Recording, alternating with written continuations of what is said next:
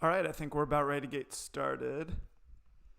They couldn't win it without hypothesis for this game. All right, we got a hypothesis for the game in the chat, is that they couldn't win it without Fink playing YOLO ball. You only live once. Utah's defensive backs and pass rush was too good for Harrell's knockoff air raid to work with Slovis. Very interesting. Well, let's check it out. We'll get into the tape and see what's going on. Although it's definitely true that all of USC's scoring, for the most part, is taking place off of those deep balls. And I think definitely dealing with the backup quarterback against Utah's defense was a tough thing as well. So good to see everybody. Could I get confirmation that we've got audio coming through here? Can you all hear me? And just as a reminder, there is about 20 seconds of lag. That's just the nature of live streaming. There's not too much I can do about it, but so audio is good. Okay, perfect. Here we go. Let's get into this live cast. Okay, so yeah, absolutely. When we're talking about Utah's defense, they're a huge man team. Although we're going to see an interesting alternative front and coverage structure that they went with a lot in this game to take away Harrell's air raid. There's a lot of interesting stuff to look at. But let's start off by looking at that YOLO ball, as Hitlerday said in the chat, starting off at 13:26 in the first. Okay, so here we go. We're going to get a good look at kind of the basic matchup here that we see in this game. So USC here, they've got three wide receivers. Oh, let me change my cursor so that it's easier to see.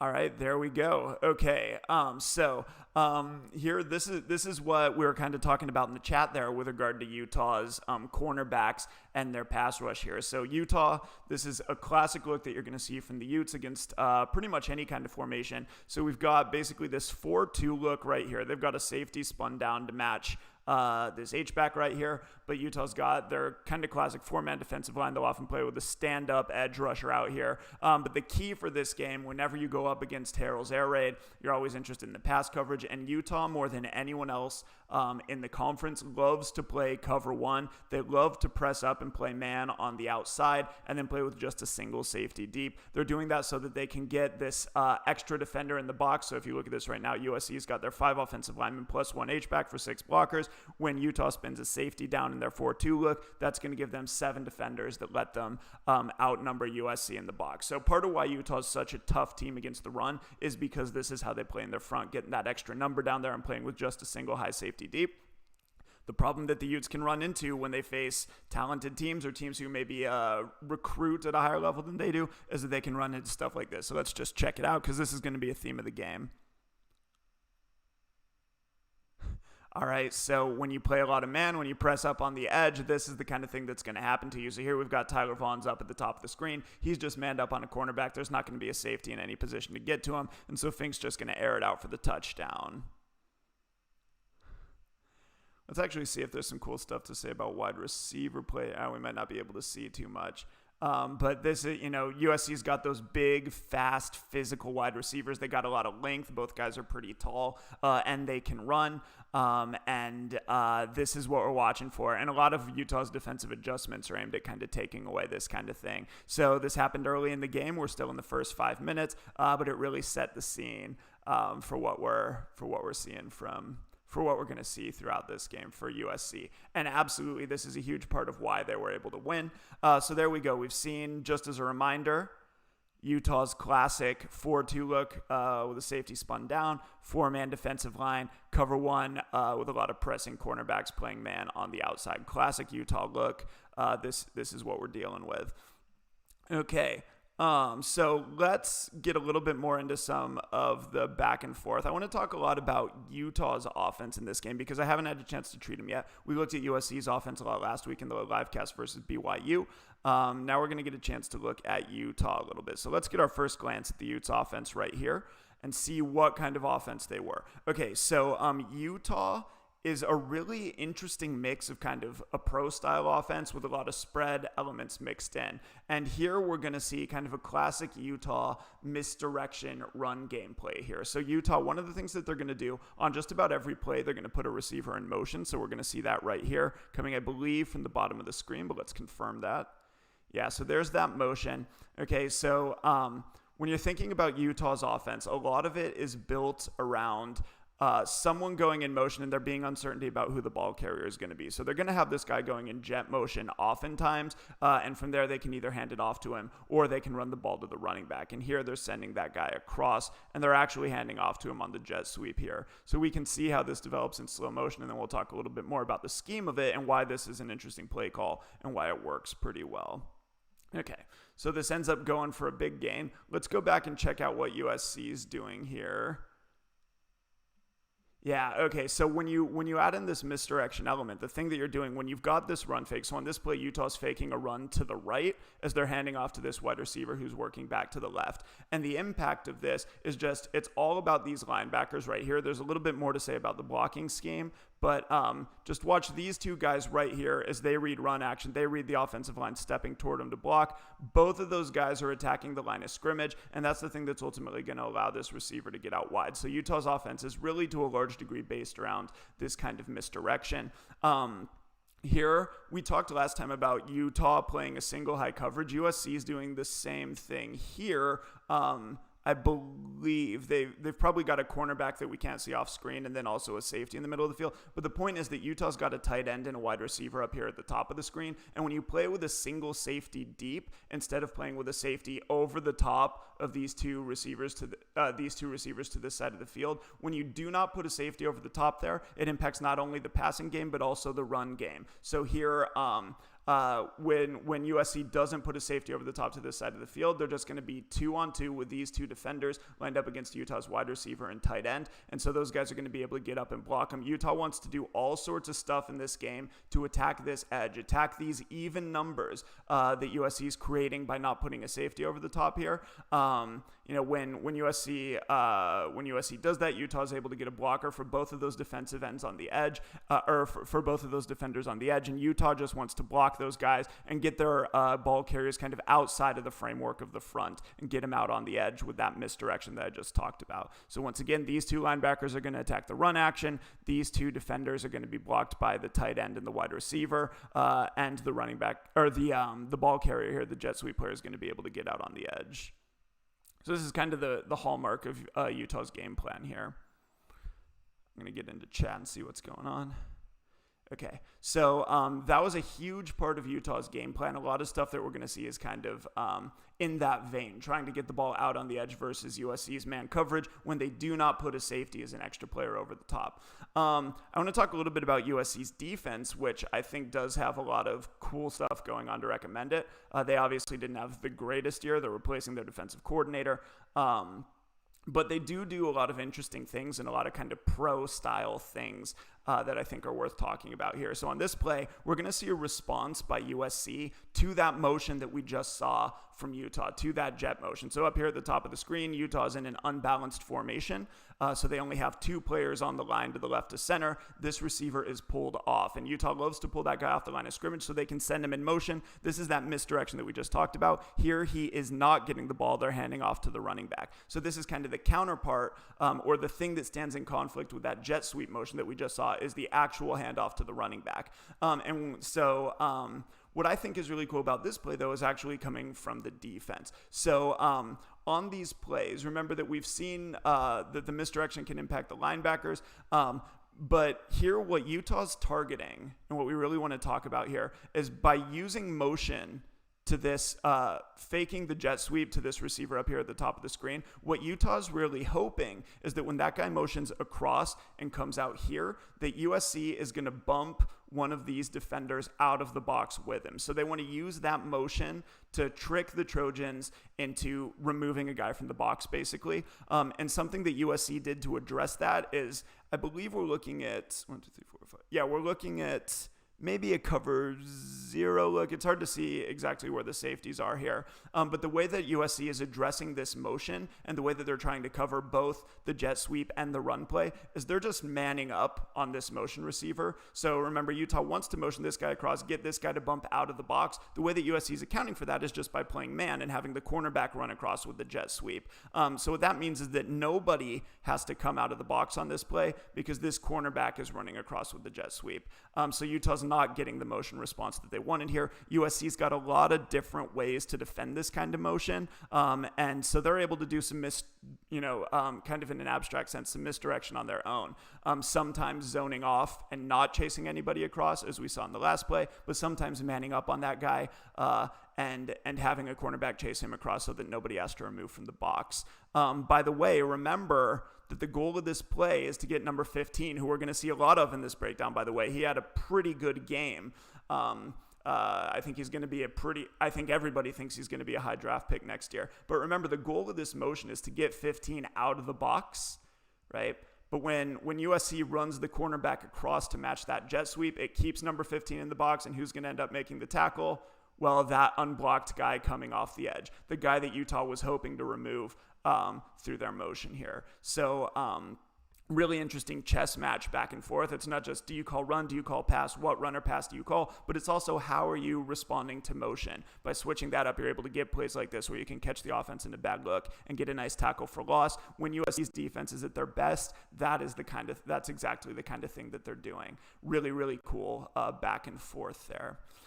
Okay, I've got a couple more plays on this drive. By the way, this is Utah's first touchdown drive, so we just saw that USC scored on that long ball, the YOLO ball, as Hidlanday's talking about in our chat. Here we're going to see Utah coming right back down the field and answering, and here they're going to get a nice gain. So let's look at 11-17 in the first. Here's the play that we're interested in. Okay, we saw that Utah loves to do this kind of 4-2, whether this guy's a defensive end or a linebacker doesn't really matter. It's the same structure. We saw that Utah likes to do this 4-2 look and to play man on the edge. And here USC is doing the same thing. Just like USC was able to attack this, here Utah is going to get a big play out of this. So let's just watch it at full speed. There it is. Okay, so when you play with a single high safety in the middle of the field, this is what you're exposing yourself to. If that wide receiver is able to get a clean release to the outside, that safety's never going to be able to get over the top of him to make a play. So here, this gives us a chance to talk about wide receiver play a little bit. So the ball is going to end up going to the number 2 receiver here in the trips. He's going to be his man defender to the outside. That man defender in a perfect world would like to force this ball inside to that free safety and prevent his receiver from getting to the sidelines. Let's see exactly how he's playing here, though. Yeah, I mean, that's just a pretty nice release by that wide receiver beating, I believe that's USC's nickelback. I don't know exactly how they're labeling all of this, but normally what USC is normally doing is they're rotating their safety down to the weak side. So here's number 15 rotated down to the weak side. They've got a nickel back up here covering number 2. And that wide receiver is just going to get clean across his face outside to the sidelines, away from that safety in the middle of the field. So you want really more of a jam from this guy. You want him to disrupt this route more. You don't want that wide receiver to get free as cleanly as he does, because once he gets to the outside, as we've seen, that safety is never going to be able to make a play on this ball. This is a classic route concept that I talk about a lot on here called a slot fade. So the thing that opens up the outside for this number 2 receiver is Utah's just running the number 1 receiver short on a little hitch. That's going to hold this cornerback shallow and open things up deep down the sidelines. So we can take a look at that right here. Right here, we've got that number 1 receiver on the outside stopping short. His man defender, because this is man, USC is playing press man, his man defender has to stay with him, as we can see right here, and that's the thing that opens up the deep sidelines and isolates that nickelback one-on-one on a receiver who beats him pretty cleanly. So a lot of good, the receivers definitely carried this game, more so than the defensive backs did. Let's see, do you think Utah figured that their O-line just couldn't handle USC's defensive line, and that's why most of their running was to the outside? I think that's definitely a part of it. This is also, I think that you're going to see this. Let me check my internet connection here. Sorry, I got disconnected from the chat right there, but I should be good to go now. Let me just double check that my broadcast is doing everything that it ought to be doing. Yeah, I'm connected. Okay, Utah empty on 3rd and 4. Did you ever think you'd see a Whittingham team play like this instead of pounding it? Not until Troy Taylor was the offensive coordinator. one of the themes of this breakdown is the way in which Andy Ludwig really maintained or preserved a lot of the spread stuff that Utah was doing under Troy Taylor, and then mixed it in with that kind of classic Whittingham, more pro style smash mouth kind of run play. Yeah, I mean, empty set on 3rd and 4, isolating wide receivers out on the edge versus man defenders, using their quarterback Tyler Huntley to throw deep. That's not the Utah that we would have been expecting previously. Here they're combining a nice kind of downfield big boy throw with spreading out the defense with an empty formation. Really interesting stuff here.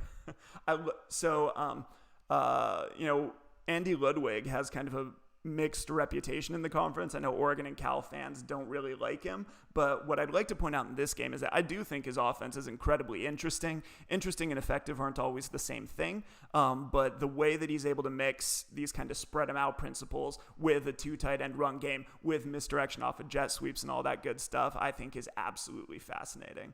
Okay. Yeah. Let's see here. Let's check out another play. By the way, I couldn't have set that up any better for this next play. Let's take a look at 10:46 in the first. Okay, so talking about Utah mixing these kind of spread elements that we might have seen from Troy Taylor with Andy Ludwig's more pro-style attack. Here we're going to see the spread part. Here we're going to see that quarterback run game. So let's just check this out right here. The quarterback's not keeping it, but this is a read-style play that ends up getting the Utes into the end zone here. Okay, so what do we have here? We've got a split backfield, which ends up being pretty important. So this play is going to be what's called a quarterback power read. So this is going to be power blocking. We're going to see the left guard here pulling. So let's watch that in slow motion. Okay, so here comes the left guard. Okay, so this is a power play. This is power blocking. But this is also a read play. So the quarterback here, he's at the mesh point. He's looking up either at this defensive end or at the linebackers to see what they do. On this play, I think he's probably reading the defensive end. No, he could be reading the linebacker here. Okay, so the way that this play is working is that the quarterback, I believe he's reading this middle linebacker, the guy on the hash right here. He doesn't need to read this safety, number 15, because remember I said that Utah's in a split back set. So on this play, Utah's taking their second running back, and they're going to block 15. So they're going to be able to get this H-back up on him. I believe that's a tight end lined up in the backfield there. They're going to be able to get that guy up to that safety. So the quarterback is really reading this linebacker sitting on the hash right here, if I'm not mistaken. So as this play develops, we see that linebacker does not widen. He comes downhill. He's still basically on the hash. Remember that we've got this H-back releasing up to block the safety. So when this linebacker doesn't widen, then the Utes know that USC is not going to be able to get enough guys out on the edge. So here they're able to hand it off to the running back. They get that block by the H-back on that strong safety, and the running back is kind of able to read that block and get downfield. USC's not able to get kind of a good shot on him to stop him. So the way that this play could have developed, if this linebacker would have flown outside, then we can kind of see what would have happened. So on this play, if this linebacker here flies outside, remember that the H-back's going to block the safety. If this linebacker flies outside with a running back, then Utah's got that pulling guard that I mentioned, because this is a power blocking scheme. I believe that pulling guard is going to take on the defensive end. Oh, no, he's just going outside. Yeah, I'm not sure exactly where the read is here. I think it's the linebacker, but then I'm not sure how they're accounting for this defensive end. Interesting look. But anyway, assuming that they're reading the linebacker here and that this guard would have blocked this guy if the quarterback would have kept it or something like that, then the quarterback would have had the option to just keep it. So that's why I've called this a quarterback power read, because if USC flies out wide, we can see that the quarterback's on a path to follow that pulling guard right up through that lane for a nice gain in his own right. And we can see right here that there is a pretty good lane there. Utah's got blockers sealing off the backside. So if all these guys would have flown outside with a running back, then the quarterback would have taken it straight up the middle there. But this is the kind of play that you absolutely would have seen from Troy Taylor. You wouldn't have seen it from Andy Ludwig at Vanderbilt.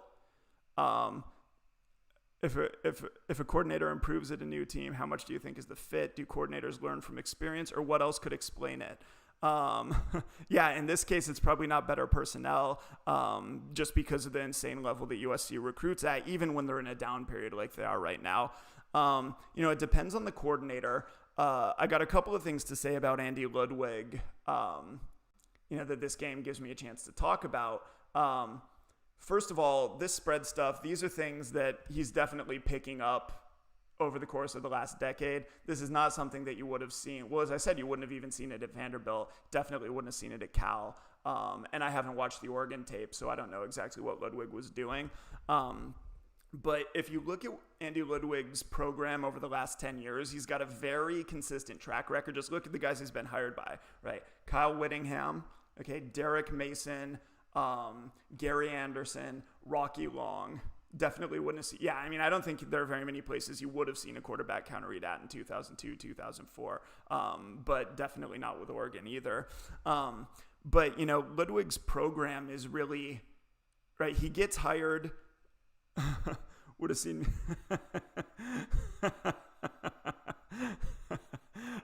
Yeah, and I think Oregon fans coined the term Dudwig for him. But, at Utah, it's definitely a different offense, definitely learning from the spread, maybe even just preserving stuff that he picked up from Troy Taylor watching the tape on Utah from the past year. But if you look at what Ludwig before then, he worked for, Jeff Tedford at Cal, worked for Mike Bellotti at Oregon. I don't know how much of it is experience versus how much of it is just a change. Where Ludwig's really thrived over the last decade, though, is working under defensive head coaches, guys who wanted an offense that was going to eat up clock, limit possessions for the other team, have an effective run game behind a couple of tight ends. So Ludwig really has kind of settled into this role of providing that kind of offense to defensive-minded head coaches. And maybe that's his niche. You obviously can't rely on his offense to score 50 points a game and win a bunch of shootouts. But I think if you look at who's hiring him, that's not what he's being asked to do. So he's definitely learned. He's definitely changed and developed and updated his offense. But he also might have just found where he's most effective. Early on working for a guy like Jeff Tedford or following Jeff Tedford, he might have been more in like a learning kind of phase, like work for these great offensive-minded head coaches and kind of pick up things along the way. But now over the last decade, he's been in a very different role. And I think that might be kind of where his offense is at its best. Yeah. Teams hire Andy Ludwig when they don't want to score a lot of points. Yeah, but Utah also had a pretty good season doing that. That's funny. Okay. Well, let's see. I'll be curious to hear your take on some of this spread style stuff that he's bringing into the offense, making it a little bit more explosive. Because, yeah, he is not a 50-point a game kind of offensive coordinator. But at the same time, he keeps getting hired by coaches who know him. I mean, the other thing that list of coaches have in common is that they're all West Coast guys, right? Gary Anderson, Rocky Long, Derek Mason at Stanford before going off to Vanderbilt. And now Kyle Whittingham. These are all guys who play, all their ball west of the Rockies. They know his teams. They keep hiring him for a reason. It's not lack of information. And there's some stuff, I think Ludwig's play calling is very technical in a sense, which doesn't necessarily mean explosive or good, doesn't mean it scores a lot of points, but I think in a certain sense he's kind of a coach's coach. I think that he can definitely get up on a whiteboard and talk about what he's going to do and impress other people in the profession. But yeah, I mean, it's definitely not going to win you a lot of shootouts. And with that, give me 30 seconds. I'm going to fill up a glass of water. I'll be right back.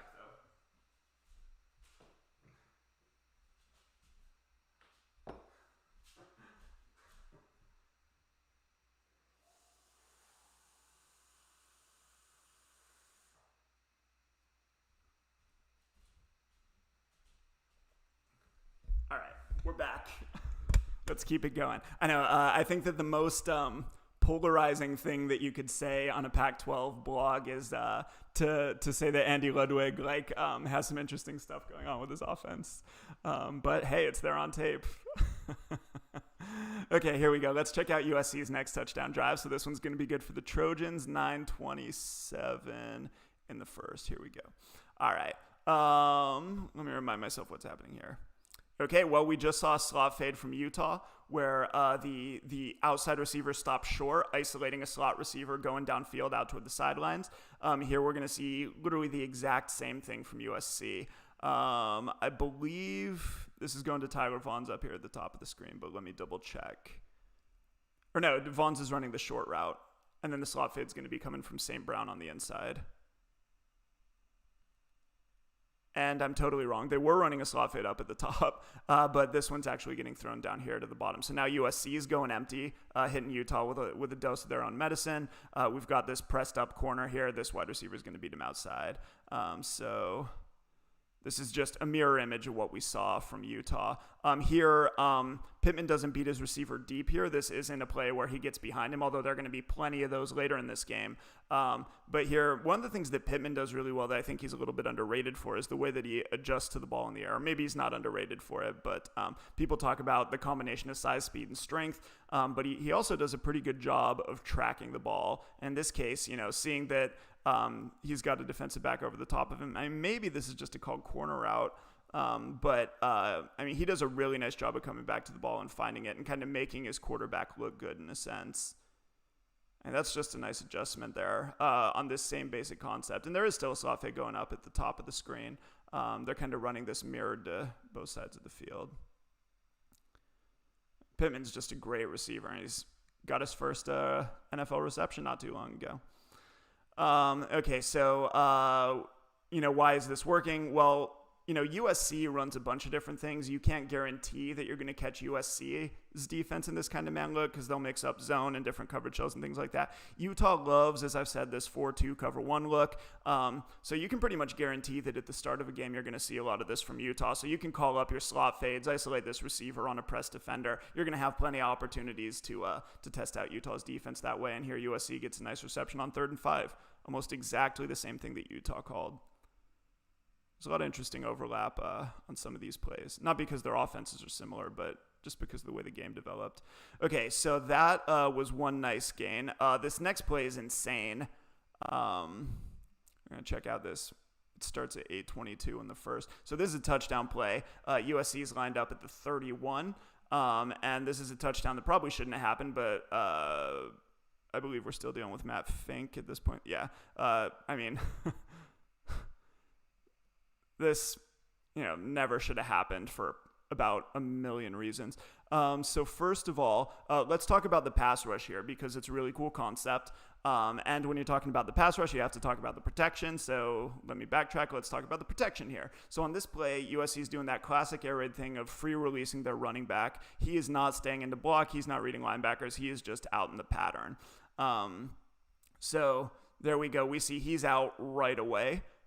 This might even be, this is the snag slant. So we're getting a 3-receiver game up here at the top with slants coming from the 2 receivers at the bottom. I talked about this recently on my Patreon. So USC, they're running this 3-man pattern out here. So they need the running back out in the route. It doesn't work otherwise. So they're free releasing him. But what that's going to do is it's going to isolate USC's offensive line 5-on-6 against Utah's defenders in the box. Right, and then Utah's peeling their defensive end. Okay, so what's interesting about this is a blitz that's specifically designed to target the center and to create a 2-on-1 matchup with him so that he can't block everybody that's rushing him. So we see Utah's got these 2 defensive tackles lined up over the guards, and their role in this pass rush, I'm going to slow this down, their role in this pass rush is just to grab the attention of those guards. So if we look right here, we've got left guard working out to block this defensive tackle, right guard working out to block the other defensive tackle. And when the DTs are able to pull both of those guards like this, what that's going to do, Utah's going to blitz both of these linebackers over the center. So that's going to be a 2-on-1 matchup that the center can't possibly win. So Utah's going to be able to get a free rusher right up the middle here. So that's how the pass rush is working. There's that unblocked pressure coming through. Okay, and he should have had the tackle, but Fink does a really nice job. Shows some strength and balance there, getting away, rolling out to his right, and chucking this up for a touchdown. Now, is this the read that his quarterback coach would have wanted him to make? Probably not. That guy doesn't look very open, I think, according to most standards. But when you've got great wide receivers, you can do this kind of thing. So he's able to go up and get it for a nice physical play getting into the end zone. There's that YOLO ball, right? That you only live once, chuck it up, especially when you're a backup quarterback, go get your touchdowns. But the pass rush there is really interesting. Better to be lucky than good. Let's see. So I got some stuff in the chat. Question about Utah's cornerbacks. On one side is number 1, Jalen Johnson. He's great, off to the NFL. On the other side, they rotated number 5, Lewis, and number 14, Nurse. Day saying that they're both no good. I mean, they definitely weren't up to the task of defending a kind of offense like USC's. Actually, we're going to see some truly terrible secondary play in this game.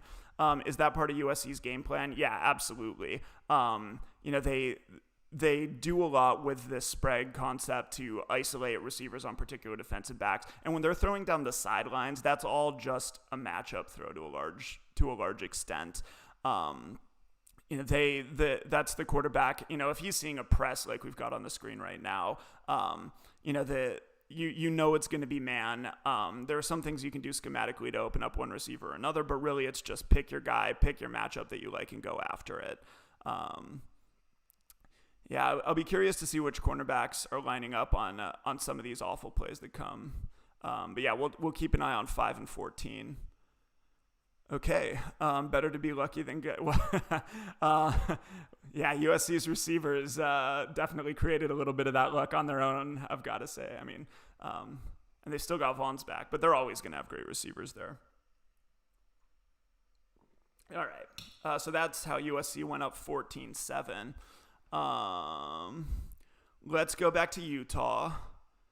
Okay, this lets us start getting into some themes that I want to talk about here. So we're going to get to 7:03 in the first, and we can really start developing some ideas here and taking a look at USC's defense and how Utah wanted to go after it. So USC does a lot of different things, but in this game, and really in a lot of games, they love to bring a little bit of edge pressure. So they're going to end up blitzing this nickelback right here off the edge. And so USC right now, they're showing 3/2 over these receivers, but they're going to blitz that nickelback and play cover 0 over it. And I love what Utah's doing here to attack this. Talking about Andy Ludwig, for whatever his overall impact is, for however good or bad his offense ends up being, you do see a lot of play calls where he's doing some nice stuff to get his guys open and to make their jobs easy. So we know this nickelback's blitzing off the edge, and Utah has motioned their receivers into this stack. So they're going with this compressed alignment, and it's interesting to look at how that impacts USC's coverage. If we look at this before the motion, we see that this cornerback is playing kind of a catch technique. He's a little bit off. He is going to be manned out because it's cover 0. But when they motion in that receiver to create that stack, okay, at this point, USC has to start worrying about pick and rub routes. They got to worry about these receivers crossing, creating traffic. And so as a response to this motion into a stack, USC is still playing cover 0. It's still man on man, but they're playing with an inside-outside bracket on that. So this cornerback's going to take whoever goes outside. This safety's going to take whoever goes inside. And the idea here is that way they don't have to run. If these receivers start crossing or running picks or whatever, these defenders don't have to run with them because they're playing that inside-outside bracket. So Utah is doing this intentionally to create this, I think it's safe to say, because of the passing concept that they're running. So what's happening here is this receiver who's on the line, he's going to just run a clearing route vertical. Remember, this cornerback, he's the outside man in the bracket. He has to carry whichever receiver comes outside. So this receiver is just running that guy off. Okay, now remember, we're in a bracket, so the safety is then playing inside of the stack. So all that Utah's going to do, they're going to use this guy to clear out the cornerback and then run this guy on a little sail route, attacking outside and away from the leverage of that safety for a nice gain on 1st and 10. So we'll watch this live. Okay, we see that safety's behind, but we can understand now that his leverage, his initial alignment, and we know why they're doing it. We know why they're playing this bracket. But if you look at where these respective players are starting off, right, this guy's almost in the middle of the field. This guy's outside the hash. There's no way that this safety is going to be able to defend that sail route there. So this is a nice job of motioning into this stack to kind of open up the sidelines for this receiver out here. Let's watch that one more time. I like what this receiver's doing. We saw that he started the play outside the hash. Here he's stemming back inside, and the goal of that is to hold that safety inside, because we know the safety's kind of in the middle of the field. So when this receiver stems inside, it holds the safety inside, and it just gives him more space to work out toward the sidelines. So there's a good way. So, I mean, what we're seeing here is that Ludwig, has done a good job of scouting USC. I don't think we've seen them play this kind of cover zero before with this pressure, but he's done a good job of scouting, having a sense of when it's coming. And this passing concept does a nice job of opening up his receiver. The pass protection, the blitz really, the pressure's right there too. So Huntley showed good composure and got this away just in the nick of time. Let's see where that defensive lineman's coming from.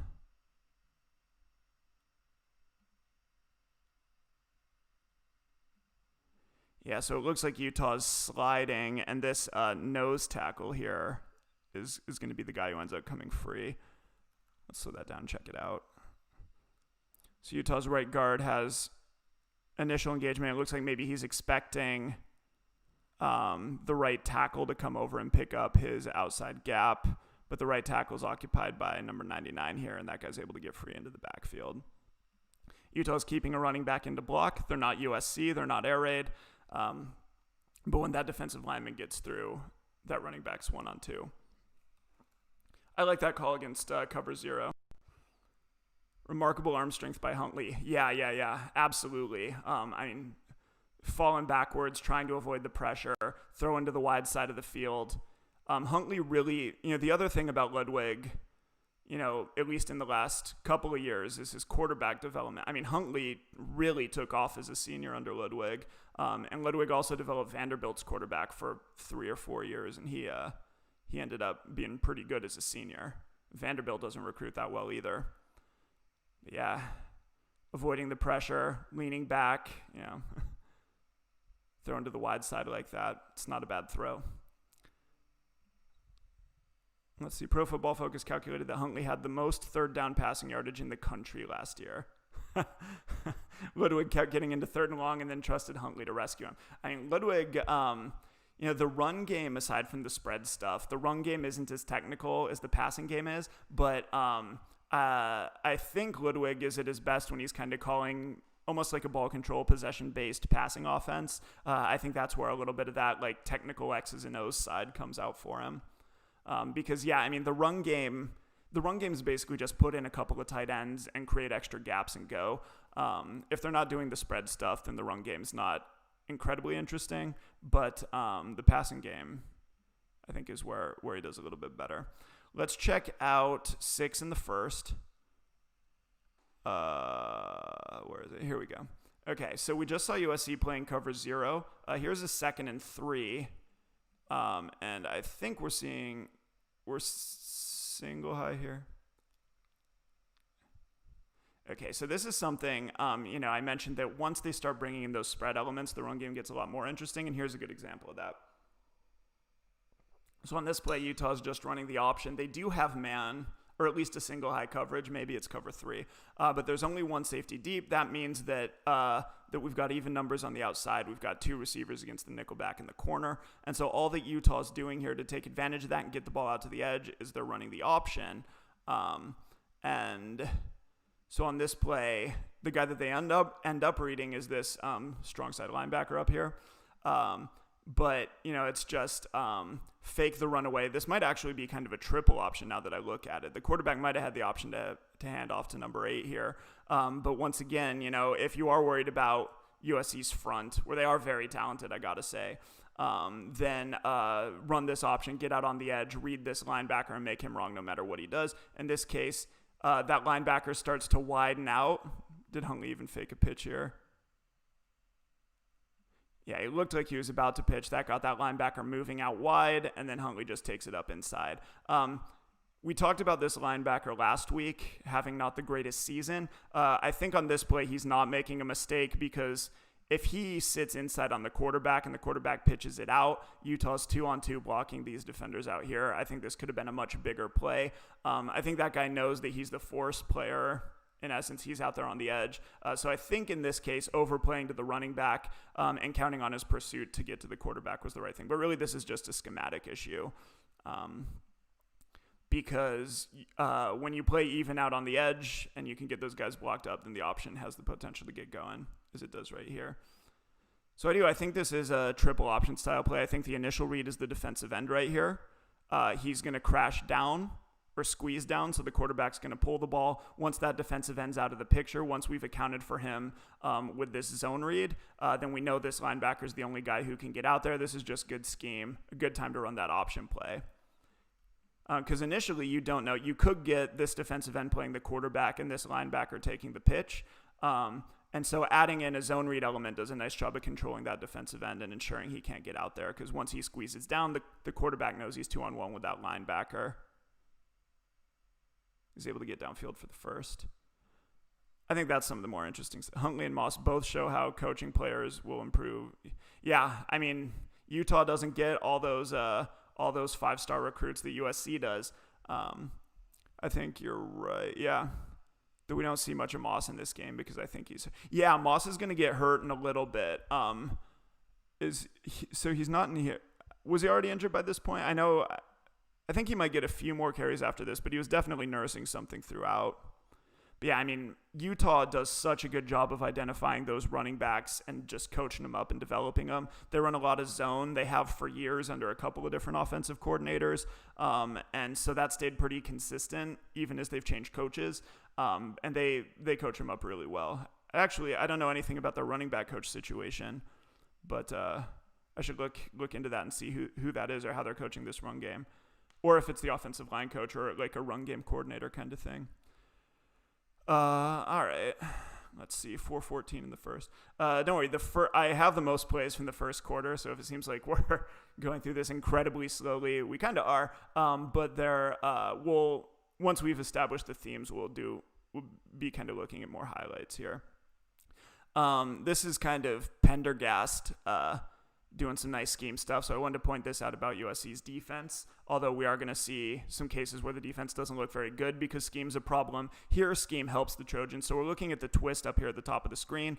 I believe this is an ET twist, so the end is going to go first. Yeah, the defensive end stabbing down inside. This defensive tackle's looping outside on the twist. Okay, so what that does, just from the standpoint of this left tackle, he's assuming that defensive end's in the C gap, that defensive end's playing outside. So he's kind of oversetting a little bit to the outside. And when that defensive end comes down inside of him, he's not going to be able to recover. Right, so there he is. He's kind of kicking out. Here comes that. Actually, that's a linebacker here, but he's coming down inside on the twist because he knows he's got that defensive tackle looping outside. Just a nice job of getting that open. Huntley avoids it, steps up. There's Moss actually dropping a check down, but it wouldn't have been a first down anyway. On 3rd and 10, that play wasn't going to do it. This is a nice twist call. I mentioned last week that a lot of times these twists are actually called on the field by the players themselves in particular circumstances. So this might be an example of that as well.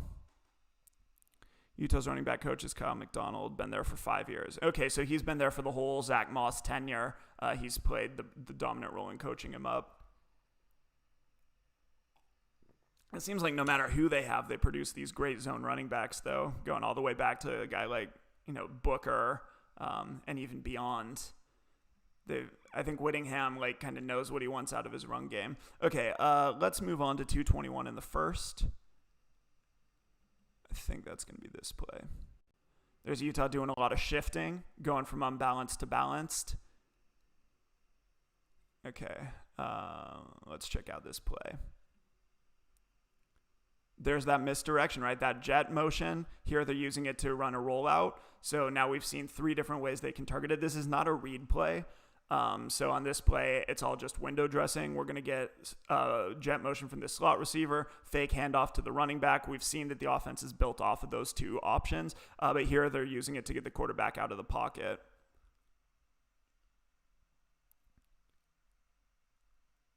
And there's the big reception. So there we see that nickel back, and once again, because they actually do hand off on the jet sweep, because they actually do hand off to the running back, that's just going to hold this nickel back inside and allow this wing tight end to outflank him. So we're keeping an eye on number 9 right here. He's going to see that jet motion. He's going to see that fake handoff, and that's going to cause him to kind of chop his feet a little bit. He's going to get held right here, and ultimately, he's got this wing tight end running a sneak route from the opposite side, who's just barely able to outflank him. Didn't get a lot, but got just enough to be able to get that edge and pick up the first down. So there's that was a big part of this, run, jet sweep, roll out kind of sequencing that Ludwig's using against USC here. A high-low read. Are we talking about the rollout right now? If we're talking about the rollout, there's definitely a passing concept with multiple routes going on there. So generally, I want to be sure that we're talking about the same play. The other tight end gets tripped up from the other side of the formation. Yeah, so what this would have been is basically Y cross in, air raid parlance.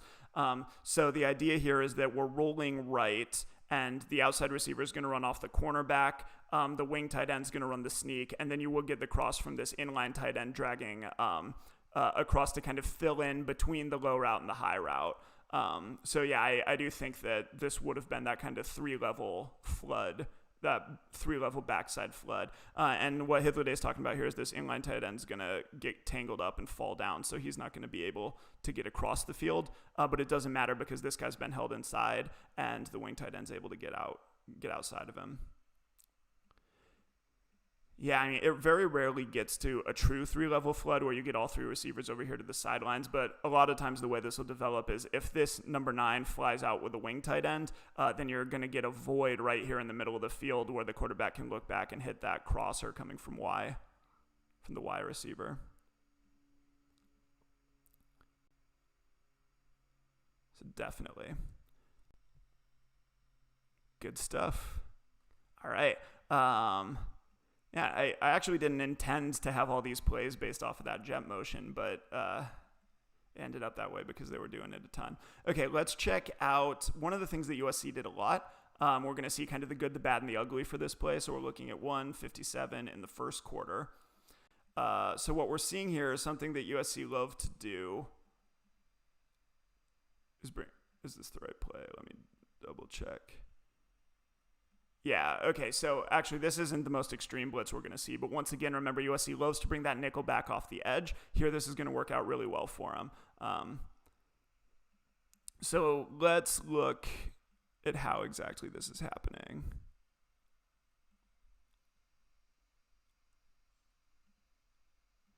Okay, yeah, it looks like Utah's actually just kind of messing up their assignments right here, their blocking assignments. So Utah's running power here, so let's slow that down and just see. So they're pulling their left guard, so he's going to be moving away from the blitz here.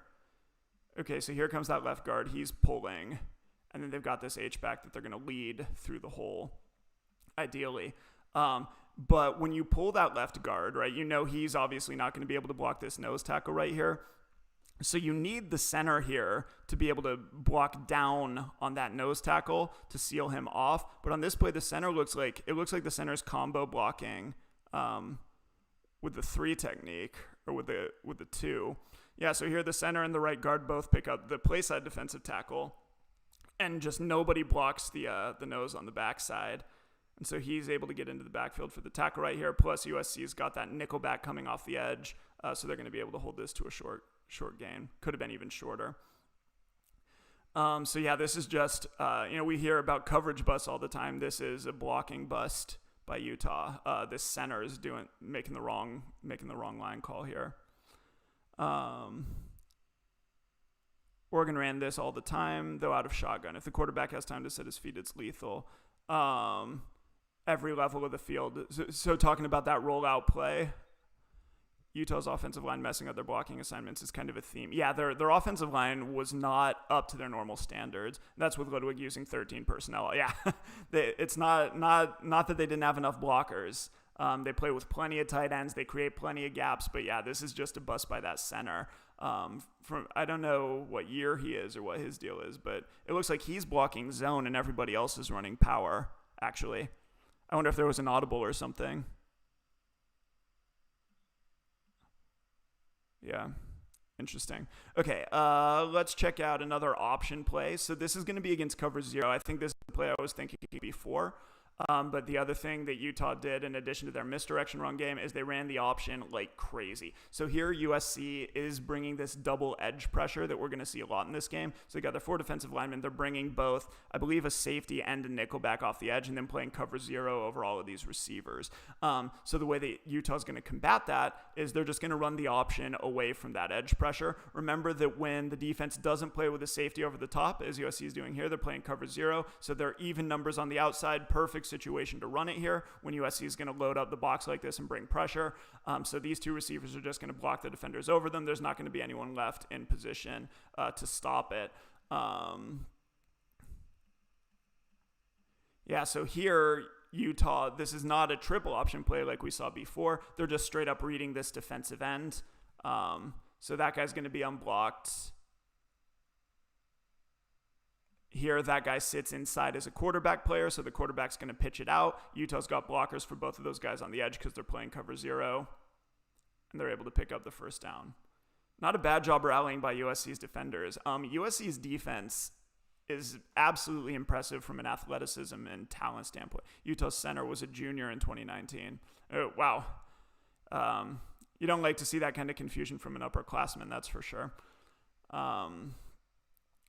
Utah going after these man coverages when USC is going to load up the box, get out on the edge, block, even up. You got to give credit to Utah's wide receivers here because a lot of these plays don't work without some good blocking from those guys. And here I think they're splitting out one of their tight ends or H-backs on the block as the blocker on that safety.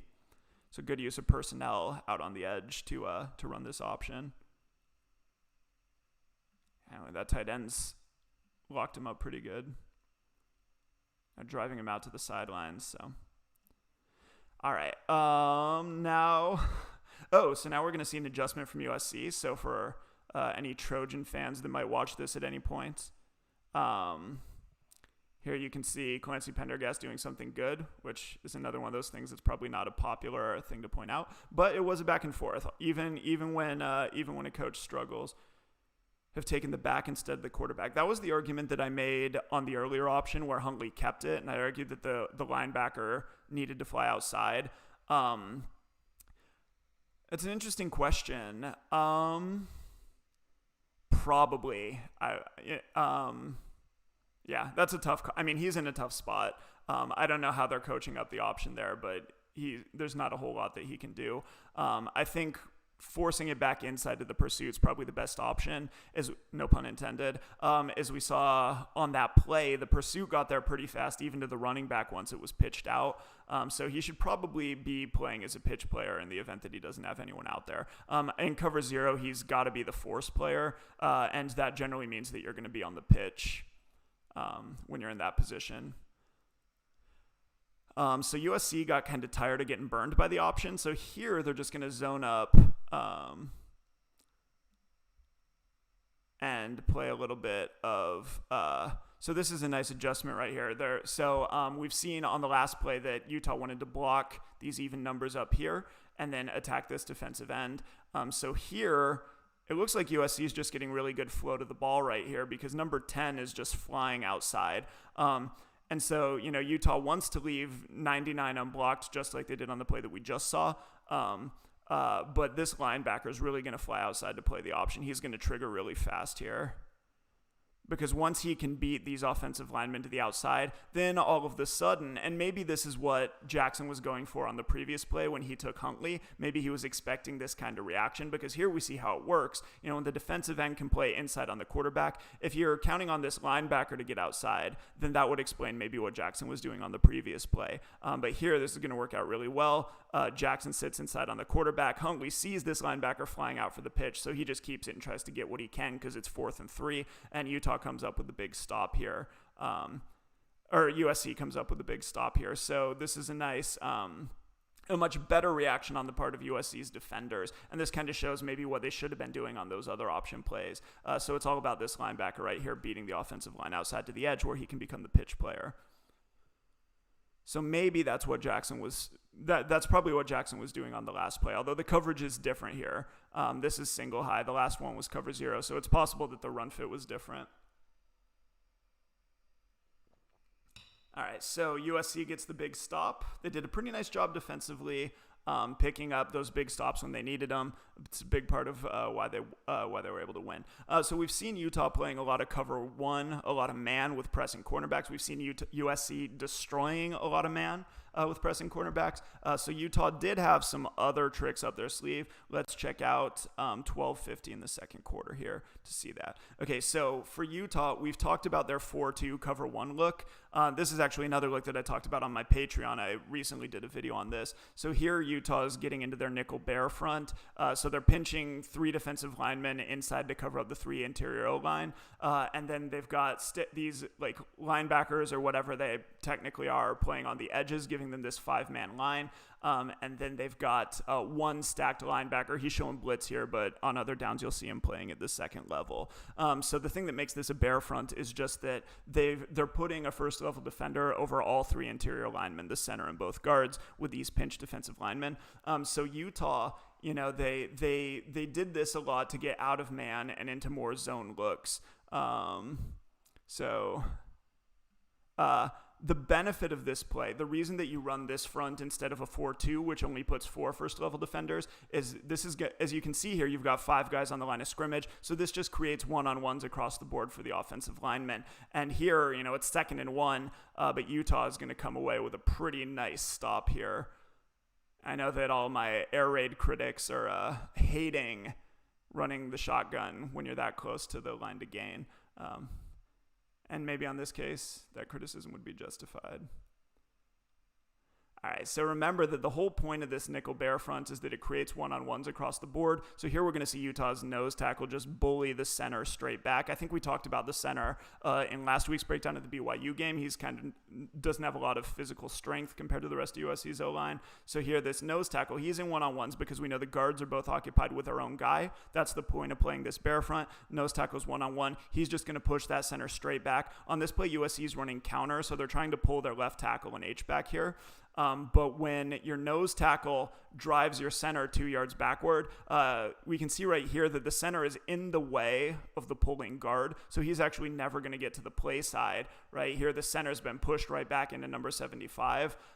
Neither puller is really getting a clean path across the formation because of that. And so Utah's going to buy time as Carr has to dance around in the backfield a little bit. They buy time for the pursuit to get there and get a big tackle for loss. So great example of what this nickel bear front can do for Utah. When you've got more strength on the line than your opponent, just create those one-on-ones, push them back, and mess up whatever blocking scheme they're trying to run. Weak side pitch option is their offensive line blocking instead of their great tight. Let's see here.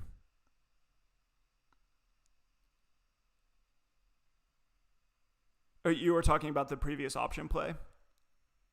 Where, you're talking about the last play where USC was able to get the stop.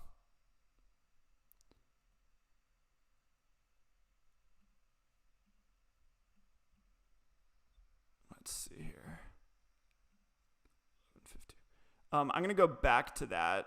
That was 13:23 in the second.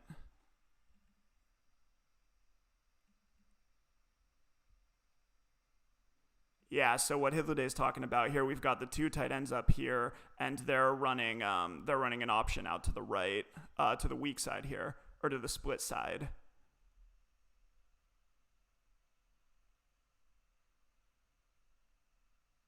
And so the offensive line, yeah, they're relying on their right tackle to be able to slip up to that linebacker. I think that's the play that you're talking about. Yeah, I'm contrasting the 2 pitch plays. Right, the first one was run strong side. Oh, okay, nice. Great observation. Yeah, Utah's tight ends are good blockers. And I'm not surprised that they had more success when they were running toward them than away from them. Also, just an interesting look at kind of the versatility. We can talk about the option, but these subtle differences. Do you run it tight or do you run it split?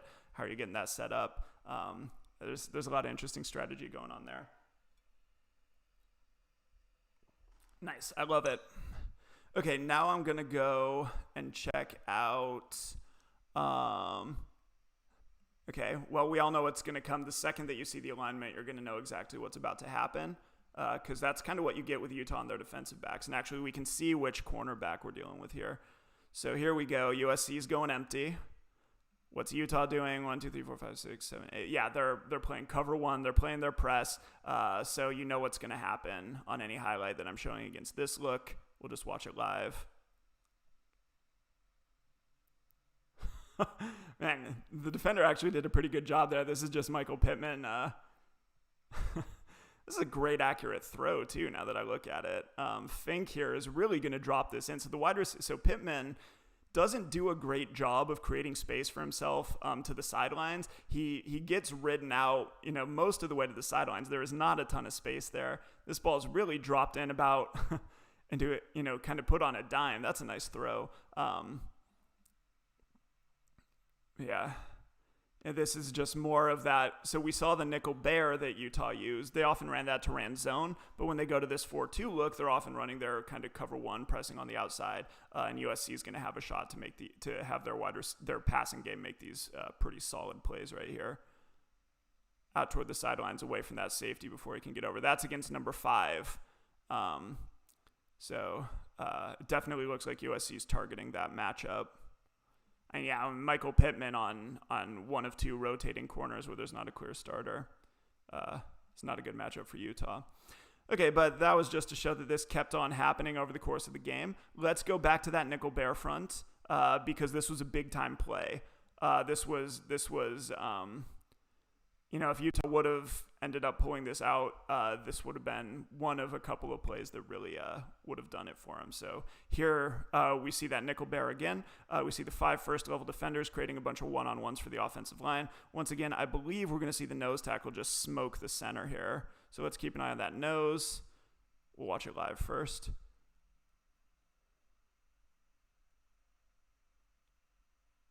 Yep. And there's the forced fumble. So there's that nickel bear doing work for Utah, creating those one-on-ones. Here, it looks like the center is stepping away. What are they running? Are they running zone? Yeah, they're running a little zone RPO here. And so the center is actually not trying to block the nose tackle. He's counting on his right guard coming over to pick up that block because they're running zone to the left. And so the right guard here just isn't going to be able to get across fast enough. That's a tough block, by the way. Asking this right guard to get to a nose tackle who's heads up over the center, that's a tough block right there. I'm not surprised that the nose tackle beat him. But once again, just creating... Actually, the right tackle didn't even block that. So, we've seen some bad offensive line play here. Here, neither of USC's backside linemen are going to make a block here. The right tackle just looks like he's setting to kind of cut off backside. So he doesn't block his defensive end either. Nobody does. And then the nose tackle is able to beat the right guard into the backfield. So that nickel bear front causing a lot of problems here, causing a fumble. So good switch up for Utah from their classic 4-2. Yeah, you're absolutely right. It was the right guard who couldn't get across. Cutting off a nose tackle with no help from the center, that's a tough block. I think they need to work out their offensive line calls against the two bad offensive lines in Ludwig versus Pendergast. This sure is a Pac-12 game. Yeah. Oh, USC rode with Pendergast for a while.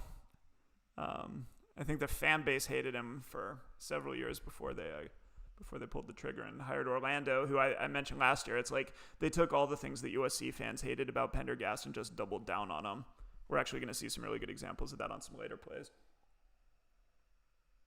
All right. Oh boy, here is a rough one. We're going to go to 10-17 in the second. Okay. So this is 2nd and 25, and believe it or not, USC is going to give this up on the ground. Really, though, it's just a missed tackle. So schematically, I don't think that there's necessarily a huge issue here. But so I mentioned that Utah loves to bring in all these tight ends and create extra gaps. That's really what they're doing. When you bring in extra blockers, you're creating extra gaps that the defense has to cover here. And so here, Utah's using those 2 tight ends, really this tight bunch formation, because they know that when they do that, they're going to be able to outflank this defensive end. USC's never going to take that defensive end and pull him all the way outside to hold the edge here. So Utah's using these extra blockers so that they know that they can outflank that defensive end. What they're then going to do is take these, they're their wide receiver and their inline tight end here, I believe. They're just going to release them up to block the cornerback and this nickel back who's in the box. So there's the look. There are those two blocks going against the corner and the nickel. And what USC is doing is it looks like they're maybe stabbing this defensive end down inside. But either way, they're doing a little gap exchange. So this guy ends up inside the left tackle. It's up to number 10 here to run that lane. To take away that extra gap that Utah's able to create with all those tight ends. And here he's just going to straight up get stiff-armed, miss the tackle. Good physical run by that running back, by the way. It's a little beast mode right there. It's 2nd and 25. USC is not playing a prevent defense here. This is, they're in cover 2, so they're playing with 2 deep safeties. But really, if you look at this, they've got 8 guys in the box here. So they're at least matching numbers with this cornerback playing out on the edge. But when you miss that tackle,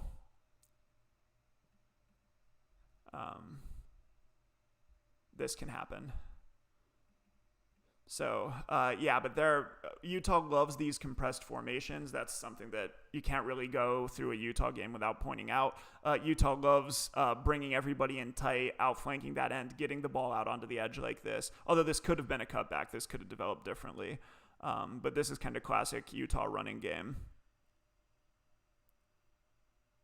Boom. Gotta love that running back play right there. This was the drive with all the crazy... there are so many penalties in this game. That was the other story of the game that I'm not going to show because it's boring and awful, but there were a ton of penalties in this game.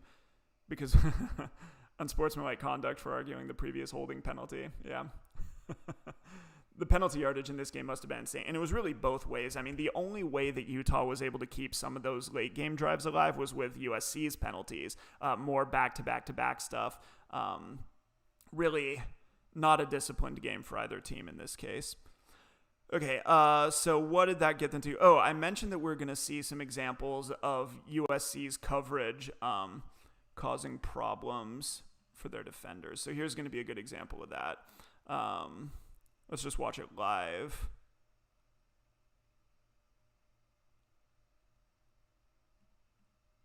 Is this the play that Let me make sure that's actually what I'm trying to talk about. Oh, okay.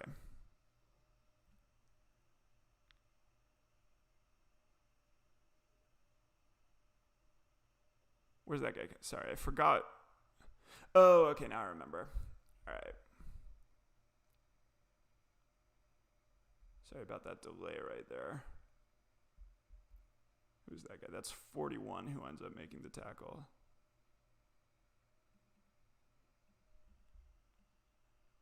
Okay. Actually, I don't think that this is making the point that I originally wrote it down for. So, we can move on from that. But we'll see the point that I was trying to make somewhere else. Okay, let's go ahead to USC. Okay, well, once again, this is just for like your own ability to spot stuff. So here, this is Utah running that nickel bear front, so we know what's going to happen here. They're creating one-on-ones for all these defensive linemen. In this case, it's going to be both defensive ends that end up getting into the backfield to get the stop.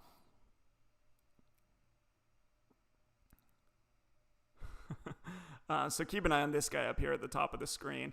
Here, USC, it looks like they're running zone, so that guy is getting a combo block from the left guard and the left tackle, and then they're either reading this guy or I think they're running a zone read at that. So they're leaving that guy unblocked. They're, it almost looks like they're getting a combo block here, but the left guard goes away.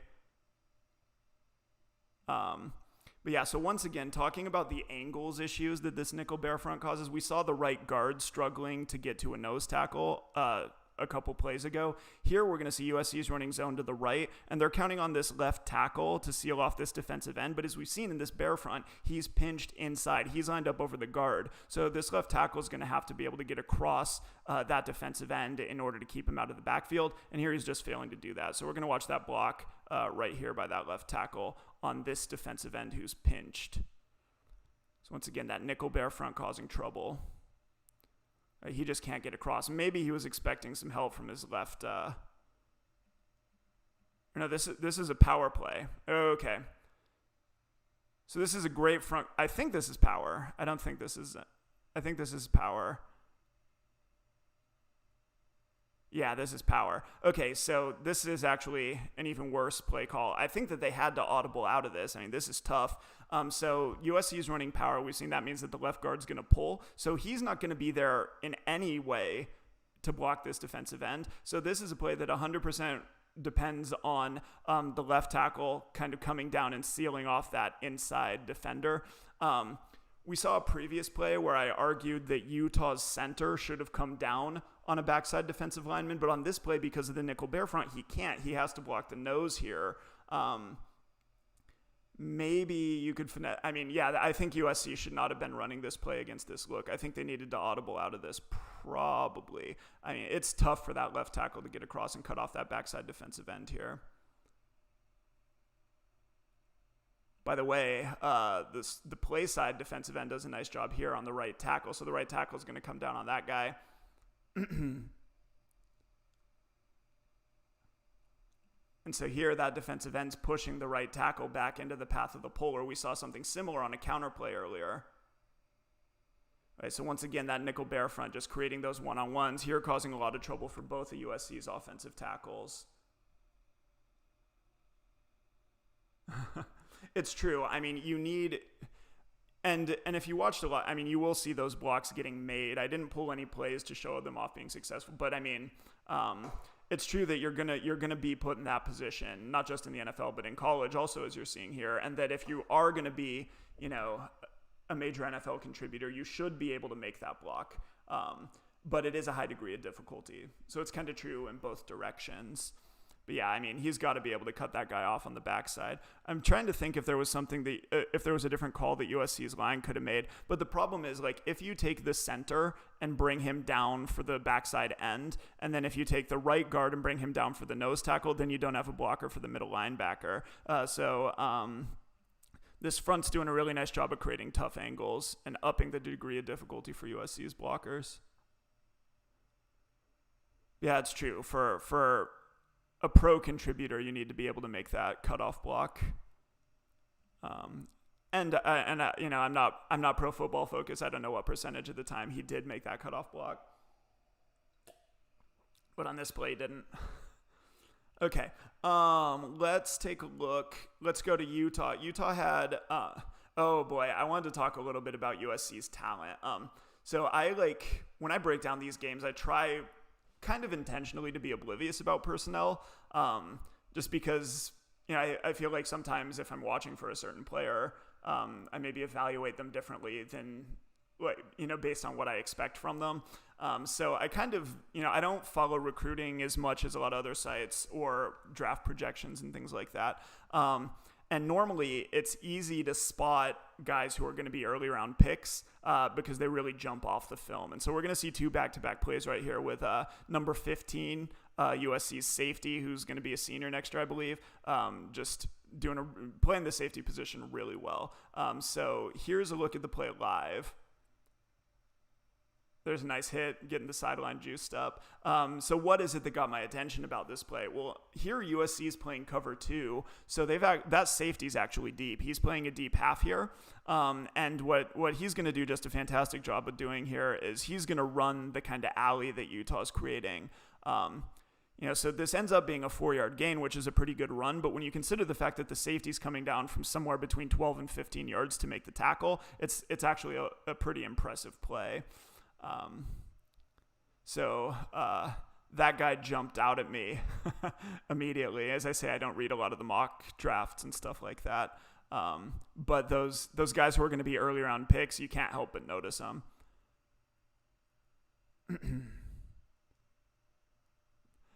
So then the next play is going to be another one. We're looking at 153 in the second. Here we go. All right, let me go back to the pre-snap. Okay, so here we're going to see something a little bit similar, just another great play by that safety to make this tackle. So let's talk about the scheme that's going on here. So 15 is this safety who's a little bit off the screen. He's running across with, I believe the jet motion here is what's bringing him across the formation. So That's safety on this play. USC, I believe they're basically in cover 0. So that safety is manned up. He's going to become manned up. So I think that the way that USC is responding to this jet motion here, remember we talked about all the different ways that they can respond to it. We've seen them run a cornerback across. We've seen them play zone here and there. Here what they're doing is they're basically like foxing their coverage. So what that means is that when this guy goes in motion, once again, they're not going to bump a guy out of the box. We saw that Utah wanted them to bump guys out of the box to get the run game going. But on this play, instead of running this cornerback across with the jet motion, I believe that they're foxing coverage, which means that the cornerback's going to drop off and maybe play deep, and then this safety is going to roll down to pick up the motion. So this is another way to respond to motion. Now here, Utah's schemed this well because they've got, USC's getting caught with this inside rush. They've got all these guys coming down inside to play against a potential handoff. The jet sweep is able to get outside, and Utah has an H-back releasing up to block that safety who's foxing down on the motion here, but he's just going to slip that block, beat him, and trip up the running back. Once again, coming from depth, that's only a 1-yard gain. So 2 really great back-to-back plays for 15. Really, really good-looking plays right there. That guy's a good safety, obviously. Everyone knows that. Nice. Okay. Let's keep it moving. Actually, that was the half. So I'm going to take a quick pause to refill my water and see if any questions pop up in the chat. I'll be right back.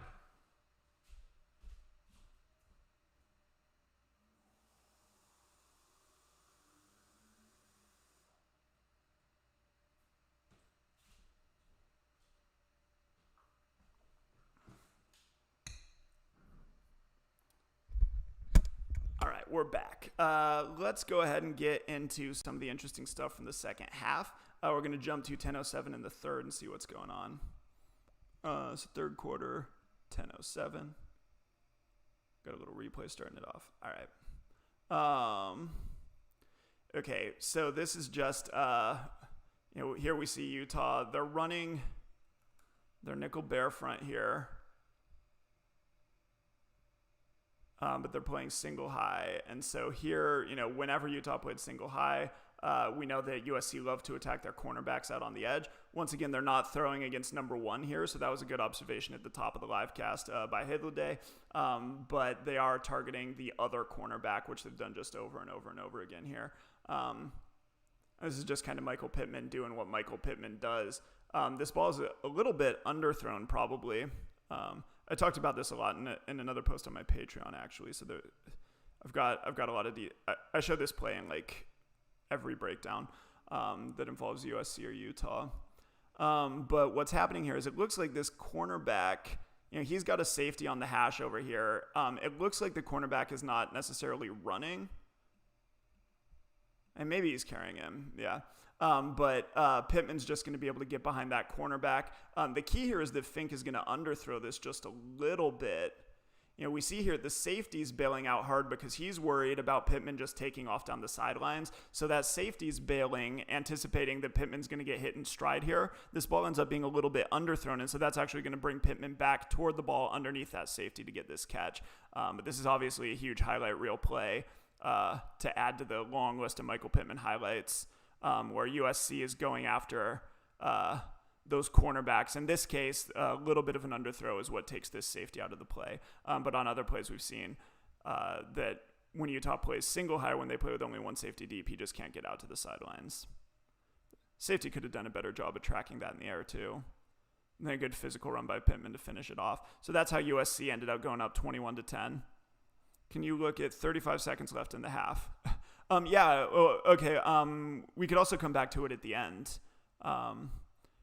Yeah, I'll pull up the full game film for a couple of plays at the end, and we can definitely go back and check that out. Okay, so turnovers were kind of the story of the game for Utah. We saw a forced fumble earlier. Now we're going to see an interception. Okay, so I'm looking at the all-22 here because you really need to be able to see it. This is just a fantastic play by Utah's safety. I believe it's going to be this guy. I think they're bringing pressure here. or they're dropping off into a zone at least. Yeah, they're dropping to play cover 2. But let's just watch this live. Part of the problem here is just that Fink kind of throws this up really, really late. But this is a nice job. So USC is running a little like scissors concept. They're crossing these receivers here. Right, so there's the cross. There's where the receivers are crossing. As I said, Utah's bailing out this safety to play over the top. They're getting into kind of a cover 2 look here. So this safety is going to be running. He's going to pick up the outside man. When he crosses back to the inside, the safety is going to pick him up. Right, so that guy crosses back to the inside. The safety's playing over the top in that cover 2 look. He's kind of the deep half player. So when that guy comes inside, he's going to pick him up. And Utah's going to get caught a little bit with this cornerback peering back at the quarterback. And so the receiver's going to be able to get open behind him. But because this ball maybe comes out late, Fink's throwing it late, kind of trying to be a little bit of a hero here. This safety just does a fantastic job once the ball's in the air, coming off of the receiver he was covering and undercutting this and picking up the interception. So Fink threw this late. He was a little bit panicked because of the pressure getting to him. He did have a guy open. He was seeing something good here. He's anticipating that this safety is going to continue running with that receiver. But the safety does a nice job once the ball's in the air, seeing that and coming off of it and getting this interception. And so Utah, this obviously gave him great field position. They ended up scoring a touchdown a few plays later. Okay, so that's how the Utes got that score. Let's go to Utah's next field goal drive, which is going to start 2:06 in the third. Okay. So here, this is a point, earlier I mentioned something about USC playing cover 0 and their coverage, putting their defenders in tough spots. This is going to be another example of that that's a little bit more egregious. So let's just watch it live to see what we've got. All right, so nice job by Utah on 1st and 10. But what's the actual coverage here? Okay, I want to go back actually pre-motion to look at what USC is doing. So here, I believe they're blitzing this guy off the edge. Let me double check that. Yeah, here comes that edge pressure from USC. Okay, so there are a couple themes going on this play that we've seen throughout. So here USC is bringing edge pressure. We've seen them successfully doing that on earlier plays to shut down the run. So here they're bringing both of these guys off of the edge, but what that's going to do is it's going to take them out of coverage. So USC ends up really being in kind of a cover 0 look to this side because both of these guys are blitzing. The problem here is that Utah is going to have at least 3 receiving threats because they brought this H-back in motion across the field. So what ends up being particularly bad here is that the guy who's going to be responsible for this H-back when he releases into the flat is actually this weak safety. So maybe I think this has to be cover 0. I don't know what's going on with this alignment here because all 6 of these guys are getting after the passer, right? You've got to have a cornerback for the wide receiver. You've got to have this linebacker for the running back. I think that this weak safety has to be responsible for this H-back, but for whatever reason, when that H-back motions across the formation, the safety doesn't go with him. And so as the H-back releases out into the flat, here's that safety, number 21. He's got 0 chance of making this play. So I don't know. Maybe one of these rushers should have peeled off for the H-back. Maybe it was an assignment mistake coming from up here, and this safety was just doing a nice job of recovering and kind of picking up the slack for a blown coverage. But, assuming that both of these guys are supposed to be blitzing and they're not reading or peeling off, there's no other way to interpret this other than that it's cover 0 and that this safety is somehow supposed to be responsible for this H-back. So I really don't see how this coverage was supposed to work. Because he's got no chance.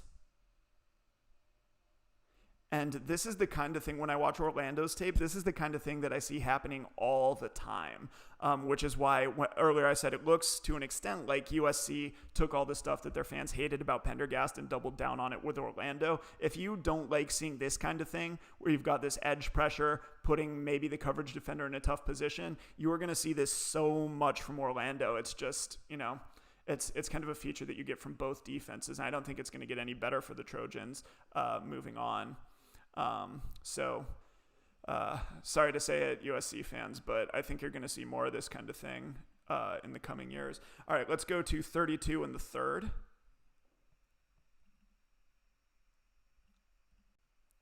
All right. Okay. And so USC's defense, good point about Orlando. Yeah, I mean, if you go to like cfbstats.com or something, this isn't an ad, I just use it a lot. Then you can sort things by like, I'll actually put that in the chat for anyone who doesn't know that site because it's awesome. There we go. You can do things like look at how many explosive plays. There are probably other sites that do that too. But if you look at how many explosive plays Orlando gives up, it's just every year over and over and over again, you're getting these kind of coverage busts and things like that. It's going to be frustrating for the USC fans out there. All right, but in spite of some scheme issues causing problems for defenders and putting them in a tough spot, USC did have really outstanding talent. We've seen 15 is a really good player. Here we're going to see a nice play by this strong side linebacker lined out to the 2 tight end side here. So let's just check out this talent right here. So on this play, that guy's in kind of a tough spot because it looks like he's stabbing down inside of the tight end because he's got this cornerback playing on the outside as the force player. So if we watch one here, he is stabbing down inside the tight end. That's going to tell the running back, right? When the running back sees this, that's going to tell him to bounce this play. So when you get the edge like that, that would generally tell him to bounce it, which he's going to do here. So there the running back has seen one pinching down inside of his tight end. And so he's trying to take this ball around the left side edge, right? Because this is what the running back's seeing eventually. But one's just going to do a great job of getting into the backfield, beating that tight end, and tripping up the running back anyway. So that's a tough play. USC did still have the cornerback out here. They still had their safety, although he got sucked down a little bit. But it's a play that one probably shouldn't have been able to make, but did anyway. And you see that a good amount from some, from their defensive line especially. Here it's coming from a linebacker.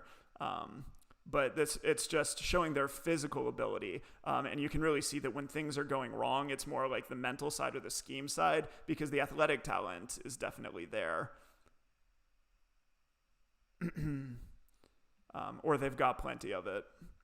Okay, let's check out 15 in the 4th. Here we go.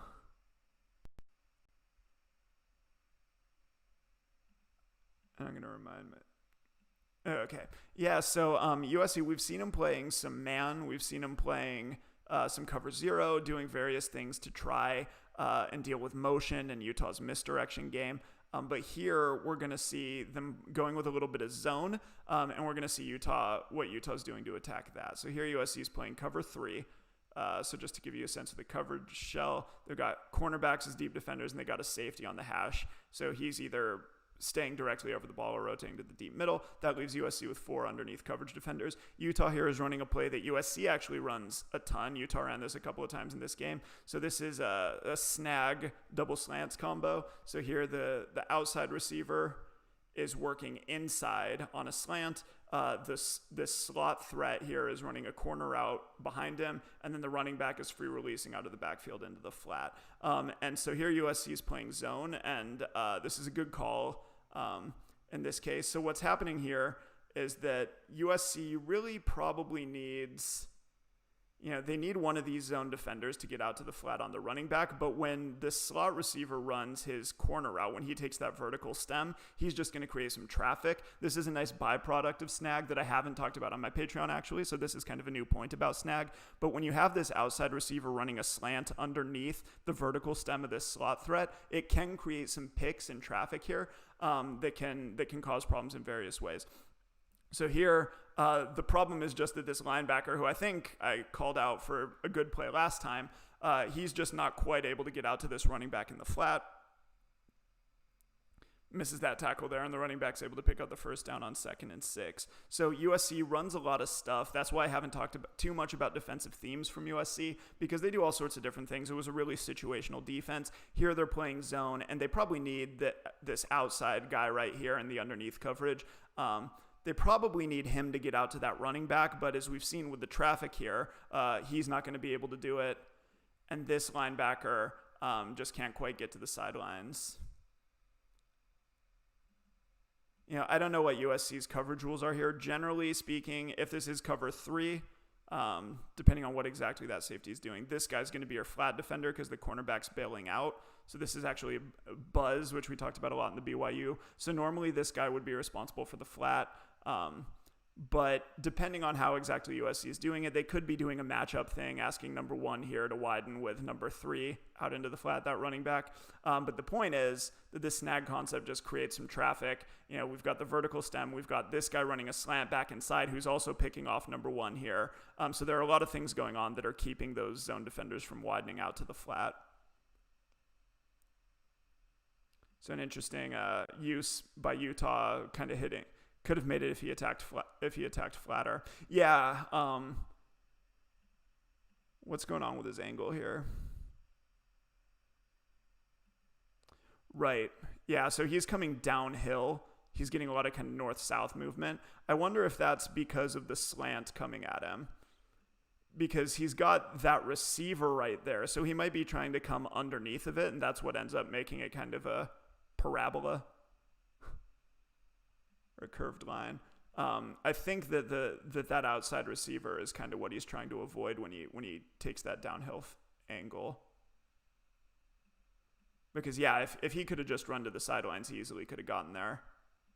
Which is why I think USC might be matching up here. So they might be asking this safety to match the vertical stem of the slot threat, and then they're matching up this linebacker on number 3. But I think all the traffic causes problems. Would it cause problems for man? And here I think it's also causing problems for this kind of matchup zone that we're probably seeing. Okay, so Utah keeps moving. They are going to get a field goal on this play. Let's go to 14-13 in the 4th. I'm going to have to switch over to the full game broadcast for the last couple of plays in just a minute. But I've still got clips for this. Okay, this is a coverage bust by USC. I like what Utah's doing here. We've talked about these 2 tight end formations a lot and how that's something that they like to do for the run game. And we've also seen that USC does a lot of different things in coverage. They play man, they play zone, they match up. But here what we're going to see is maybe that complexity coming back to bite USC. Utah's not going to get a touchdown here, but they probably should have. So let's just watch this live and see what does happen. So there's that H-back running a sneak route across behind the offensive line. So he's going to end up being the ball carrier here. We've seen this kind of play before, actually out of this exact same backfield motion and formation.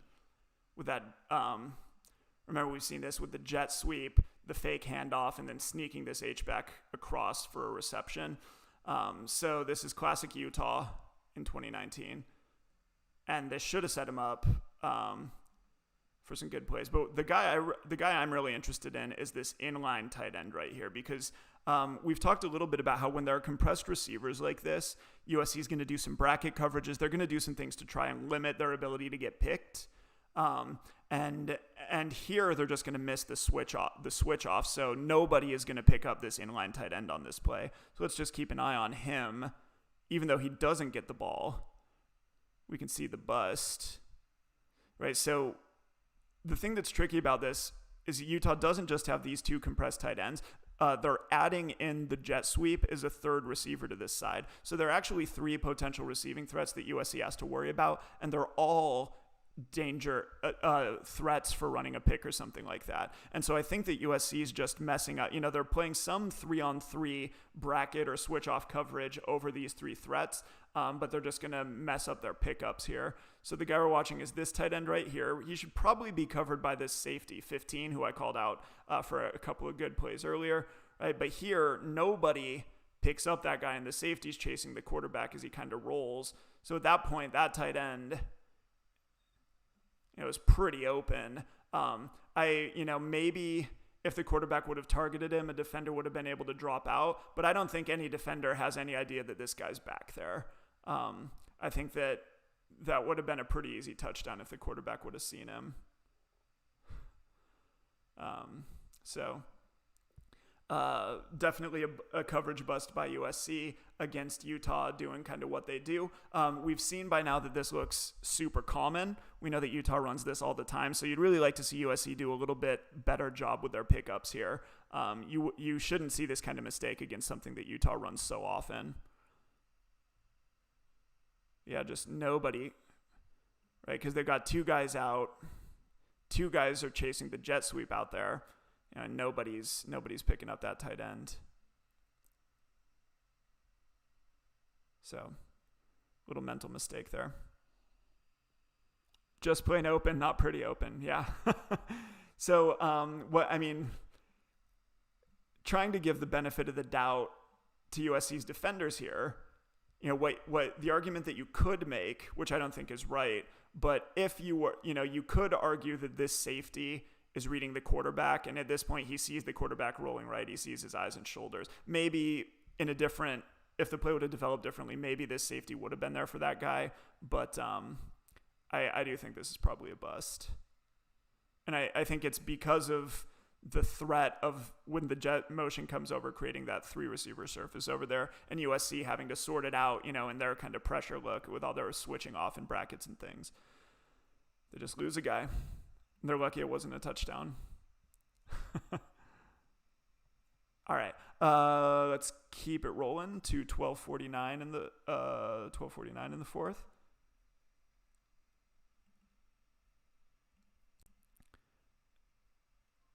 Okay, here we go. So you believe it or not, Utah ended up kicking a field goal here, and this we're going to see another. I don't know if this is a blocking assignment or. I think this is probably a mistake. So it looks like, let's just watch it live so that you all can see what I'm talking about here. So here's the play.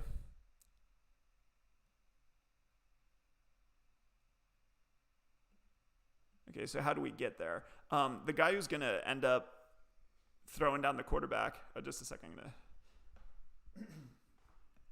The guy who ends up throwing down the quarterback is this safety right here, 21. And so if we keep an eye on him, he's just completely unblocked. It's possible that he is the read player here. It's also possible that the offensive line just screwed up.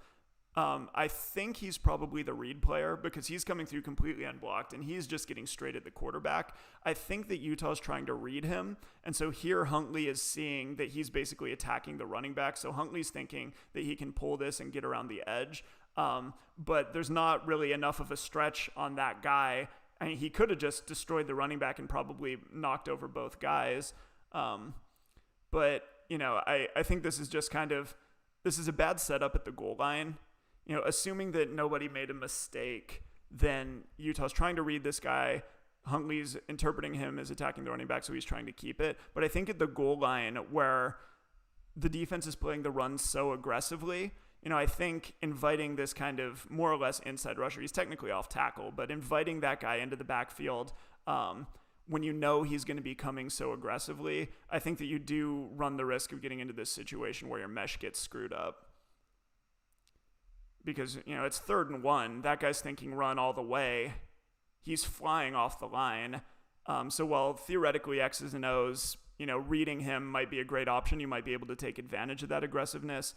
In this case, he's really able to get into the backfield immediately and really to take away both the handoff and the quarterback keeper option. So that was a huge play in this game. At this point, it's 21-17, and USC is able to keep this ball out of the end zone.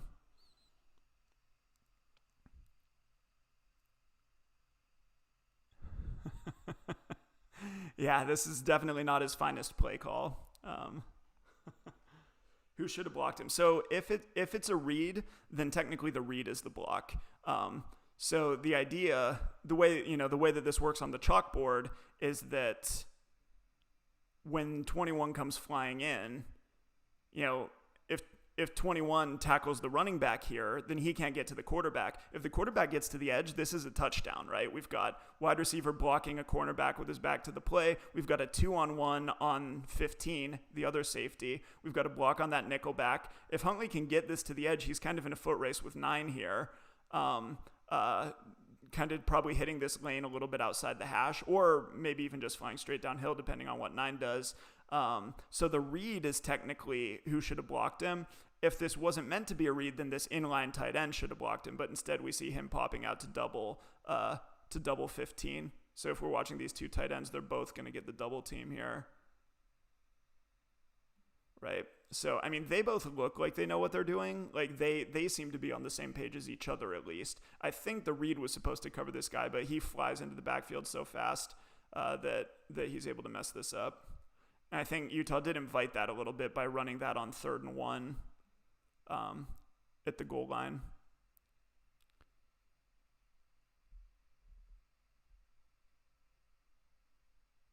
Yeah. Exactly. I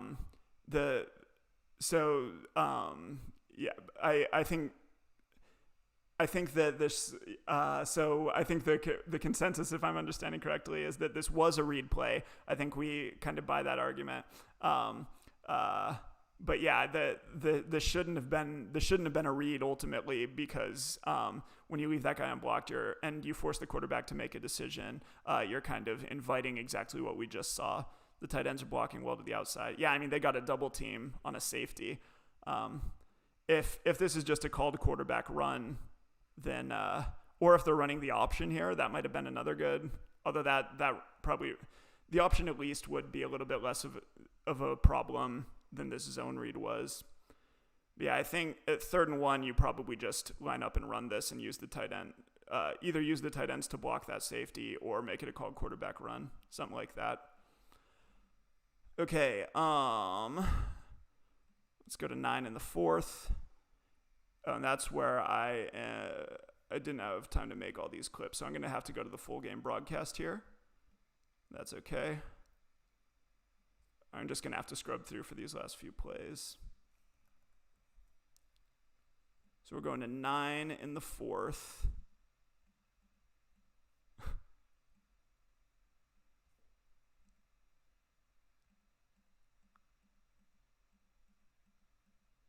Penalty, penalty, penalty. It was really the story of this second half. It was gross.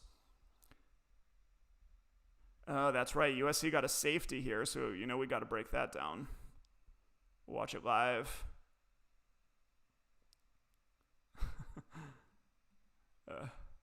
Huntley panicking a little bit. Yeah, so we've seen USC using a lot of inside stabs where, the guy that they've got on the edge, whether it's a defensive end or a linebacker, stabs down inside of the offensive tackle. And here, that's going to be the thing that gets in this safety. So we're watching 99 here. As we've seen before, the left tackle expects him to be on some kind of outside edge rush, right? So he's quick setting a little bit. He's not actually like oversetting as much as we saw in another play. But here, he's just going to get beat down inside and almost could have gotten a holding penalty. So, once again, we can talk a little bit of scheme here. The trick is when you're going to stab that guy down inside, the trick is how do you take away the edge? How do you maintain contain? And so here USC is not using the kind of ET twist that we saw before where the end went first and then the defensive tackle looped around him. Here they're doing a long loop. They're taking, I believe this nose tackle is looping all the way to be the contain rusher on the outside. And that's going to be the thing that lets 99 come down inside on this move. So we can keep an eye on this nose tackle right here. Right, he's looping late as the weak side contain rusher. And so because so that's just the structure of the stunt, because they're looping this guy outside so that 99 can stab down inside and beat that left tackle for the safety. And the looper would have been there a half a second later if the first guy wouldn't have gotten him. So good stunt call to pick up a safety right here on 2nd and 10. USC knows Utah's got to pass. A little bit of a embarrassing heave by Huntley because he is quite under duress. Let's see. The tight ends are... Let's see. Is that Ludwig's Oregon from the early 2000s, or is that 2019 Oregon?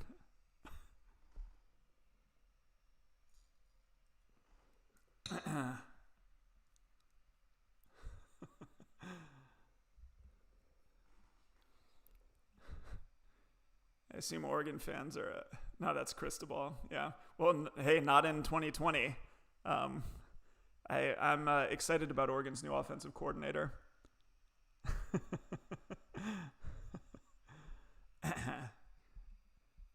Yeah, that is definitely in Cristobal's DNA as a coach, longtime offensive line guy. Yeah, we'll see what Oregon's 2020 offense looks like. I like that hire a lot. Okay, let's go to 7:46 in the fourth. We got 3 more plays to break down. We're going now to USC's last touchdown drive. We're going to see a couple of plays from that. Once again, sorry, I've got to scrub through this. I didn't quite have time to grab the last couple of plays. Okay, 7:46. Okay, so speaking of bad secondary play, this is a pretty bad play. Let's just watch it live to see what happens, and then I'll break down the scheme of why it's especially egregious.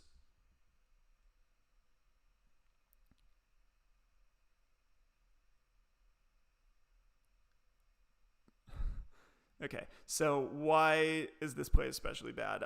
The reason that this play is just awful is because Utah's actually bracketing Pittman here. So they're going to have their cornerback playing outside and forcing him inside, and then they've got a safety working from the inside out to help him. So let's just check that out as slow motion. Utah, they rarely get out of their kind of cover one look. You don't see too much of this kind of look from Utah, and maybe that's why they messed it up, but the cornerback's playing outside. He's forcing 6 inside. They've got this safety here to pick that up, and Pittman's just going to run right past both of them. So at that point, if you're a defensive play caller, you can't really do anything, because even when you bracket the guy, your defensive backs can't run with him. Swapped out number 14 for number 5, Lewis. Yeah, it didn't make a difference.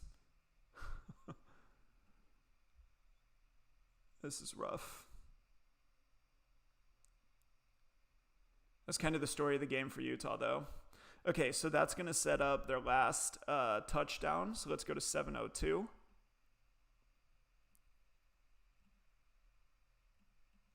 Be right after this flag. More flags. I think you're probably going to see a flag before every single play that I break down for the rest of this game. All right, let's watch this live. It's a scoring play, so that's the main reason we're looking at it. It's not the most schematically interesting, although you can see. So we've seen USC's center get bullied a little bit by this nose tackle. Utah's playing another bear front, although it looks like this time they're doing it with their base personnel. So we've got this nose tackle lined up heads up over the center, and the center is going to get one over on him here. So the key is that the nose tackle is trying to control that guy and maybe two-gap a little bit, or at least open things up for this linebacker. But the center is going to be able to reach that nose tackle late. So let's watch it slow. Okay, so that's the key block right there. The center's been able to get that nose tackle backside, and that's going to open up this lane for the running back, who's going to hit that cutback. And at this point, he's kind of manned out. This is a classic goal line situation where you can't block that guy because Utah is stacking the box, obviously. You can't block him, so he's the running back's guy. It's up to the running back to either run him over or run around him. And here the running back just pushes through and gets into the end zone. So potential danger of this kind of bear front when you've got that nose tackle. If he falls backside, then all of a sudden you only have 2 first-level defenders for your 2 offensive linemen, and you can create that isolation of the running back on a defensive back in the hole. Or on a linebacker. Oh, that's actually the middle linebacker who's unblocked here. So Utah had numbers. They had somebody for every gap. But once that nose tackle gets reached, then the running back's able to get through there on that kind of one-on-one isolation for the touchdown. And that was really the dagger, because at that point it's 30-20 and there's not a ton of time left. Yeah, that's Bernard getting run over. Preview of the conference championship game. Yeah, Utah's defense. I don't know if they were protected a little bit, but they did get exposed a little bit in their big games this year. USC conference championship versus Oregon, and then their bowl game too. They definitely struggled. And Utah, when you play as much man as they do, it is going to come down to talent. the reason that you play all that man is because a team has to have a good quarterback and good receivers. Because if the receivers are good, it doesn't matter because you're playing tight man coverage. And so if the quarterback's not good and you can't get that precision passing attack, then man can still be a safe bet. But when you play against teams that have better receivers than you and a good quarterback, playing as much man as they do is going to lead to this kind of thing. And I think they're fine with it. I mean, they know it. They're not surprised by any of this. That's just philosophically the risk that they're willing to take. And it works out a lot for them, but they are going to keep running into these talent issues. You know, if they do what they want to do and win conference championships and play in major bowls, this is going to be a problem for them in the long run if they can't recruit better. It's a great offense for beating 75. It's a great defense for beating 75% of the Pac-12. But that last 25% is going to be tough as long as they're doing what they're doing. So I'm looking for 6:36, Utah's final touchdown drive. Or field goal drive, sorry.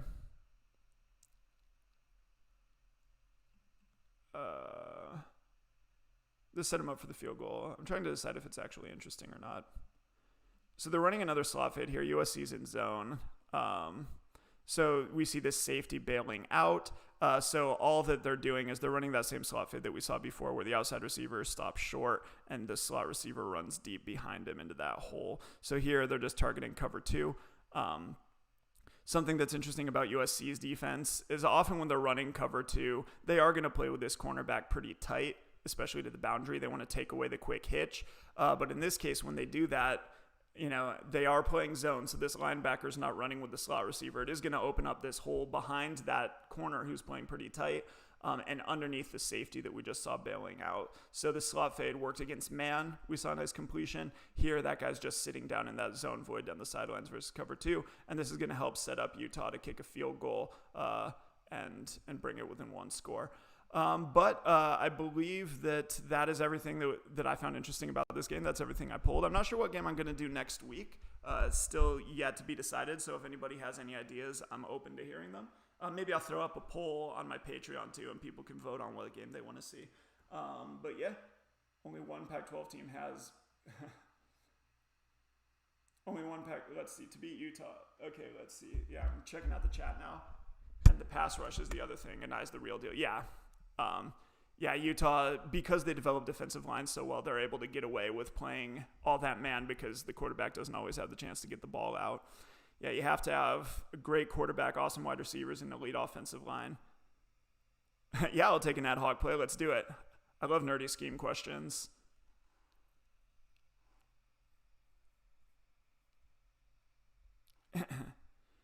Third quarter, 3:38. Absolutely. Let's check it out.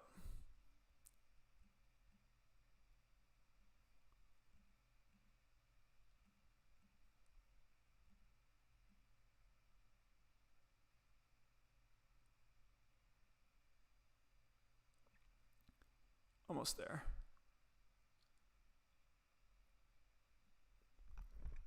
All right.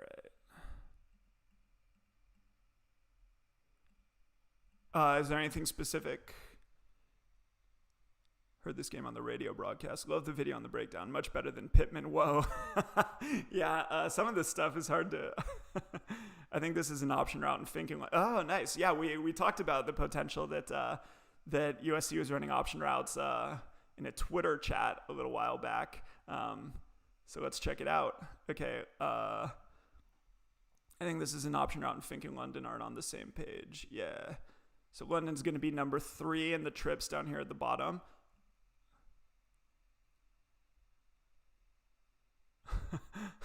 I see what you're seeing. Yeah. So the question here is, it looks like Fink is expecting London to run a pivot route. So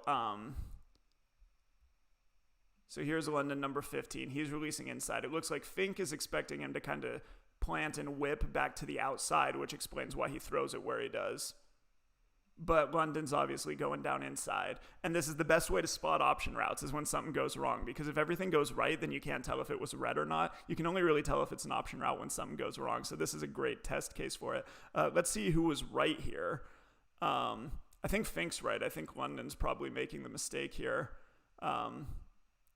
Because the way that this is going to work is they're both going to be reading off of the leverage of this defender right here. So I believe that as we break this down, it looks like that defender is definitely playing inside. I think that London probably, well, tough call. Yeah, and another thing that argues for this being an option route is that London does this weird stop and start thing. So if you watch him, he's going to hit the point where you might expect him to break back outside. He's going to pause for a beat, and then he's going to keep going down inside, right? So I think that's him thinking. I definitely agree that this is an option route, 100%. I don't think that there's any other way to explain how weird it looks. Yeah, I think that might be something. If you had to guess who... yeah, I started to talk about that a little bit, so... As I said, it's all going to be about reading this defender and whether he goes inside or outside. So here, that defender looks like he's setting up to wall off a crossing route, which I think is what Fink's seeing when he throws back outside. And I think that this should probably be read. I mean, I think that we're probably expecting this to break outside based off of that leverage. I think here, that guy kind of squares up. And at this point, he is outside of London. So I think part of the difficulty is just that the leverage changed over the course of the down. Because right here, that guy's definitely outside, and Fink's still looking at him. So, boy, but then you look right here.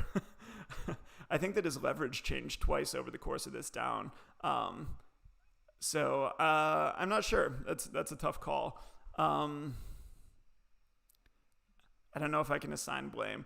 Right here, as Fink is throwing it, the defender's inside. And so I think maybe London should have broken outside on the chalkboard. That's probably what you would want to happen. But, London's got his back to that defender, right? So at this point, he doesn't know that guy's inside of him or outside of him. So we can see when London last saw him, where was he? Right, so when London turns to look for the ball, I think that guy is outside. So I think that's what London's seeing. London has no idea at this point that guy's crossed back inside of him. Fink obviously does. So if you look at what each guy knew when he was making his decisions, I think 8 yellow, 1 for 3s. In this game, I counted 8 yellow bombs from Fink and 6 third downs that Huntley converted with an unlikely long pass or a scramble. Yeah. I think that neither guy screwed up based on the information that they had when they were making their decision. 2-3, my thesis is that both teams aren't really earning their wins. Huntley bails out Ludwig a lot, and USC is utterly reliant on their talent. I definitely agree about USC with the wide receiver talent, for sure. Huntley, he 3 for 3. I think both offensive lines stink, and I'm unimpressed with the coordinators. Yeah, so... I mean, Huntley did get a lot better with Ludwig as his quarterback coach and calling plays for him. So, if we think about that cover 0 play with the sail route to the outside against the bracket coverage, that's 100% scheme generated. And so, to some extent, I think you have to give credit for Huntley's development to Ludwig a little bit. Versus, I don't think this scheme is necessarily creating all of those long balls to Pittman. I think that's just Pittman being talented. Yeah, I wasn't impressed with either offensive line in this game. You can understand it from USC's O-line just because Utah's got such a good defensive line. And Utah was doing a good job of creating those one-on-ones. But yeah, I mean, I think I could get behind all 3 of those. Yeah, USC absolutely relying on wide receiver talent. Yeah, and I give a little bit of credit to Ludwig for Huntley's development. So to the extent that Huntley's bailing him out on third down, I think Ludwig's responsible for a little bit of that. But once again, Ludwig's never going to win a shootout for you. All right. Thanks everybody for stopping by. Once again, if you have recommendations, what do I think of Harrell? I do not love Harrell. I might have mentioned this in another video somewhat recently, but I think that Harrell, it was definitely, USC was hiring a system, You know, they'd tried to get Kingsbury, and then that whole debacle went down, and they were just looking for another guy to run the air raid. Even when I went back and reviewed the North Texas film when Harrell got hired, my initial takeaway was that, yeah, like it's an air raid. It does all the things that an air raid can do, but Harrell's not bringing anything to it that pushes it. And I don't think that he's a notably good example of an air raid coordinator. So, you know, they rely on the scheme stuff. They do the RPO thing. You know, they spread you out. They create a lot of one-on-ones, but that's an air raid thing. That's not a Harrell thing. Nice. Anything else? We will be back next week at 1, and we'll see what game it's going to be. I'll announce that on Twitter and on my Patreon for those of you who are checking out those resources. But this is fun. Thank you, everybody. It was good to see. I think we had a good group of people throughout. Stanford at Oregon State. I do like that game. I've looked at parts of that game, but not the whole thing. I thought about Stanford and Oregon State. Nice. I'll throw that out on Patreon too and see what people think. All right, perfect. I will see everybody next week. Thanks for stopping by, and have a good rest of your weekend. A lot of love for Stanford OSU. Okay, cool. See you later. All right, now I'm actually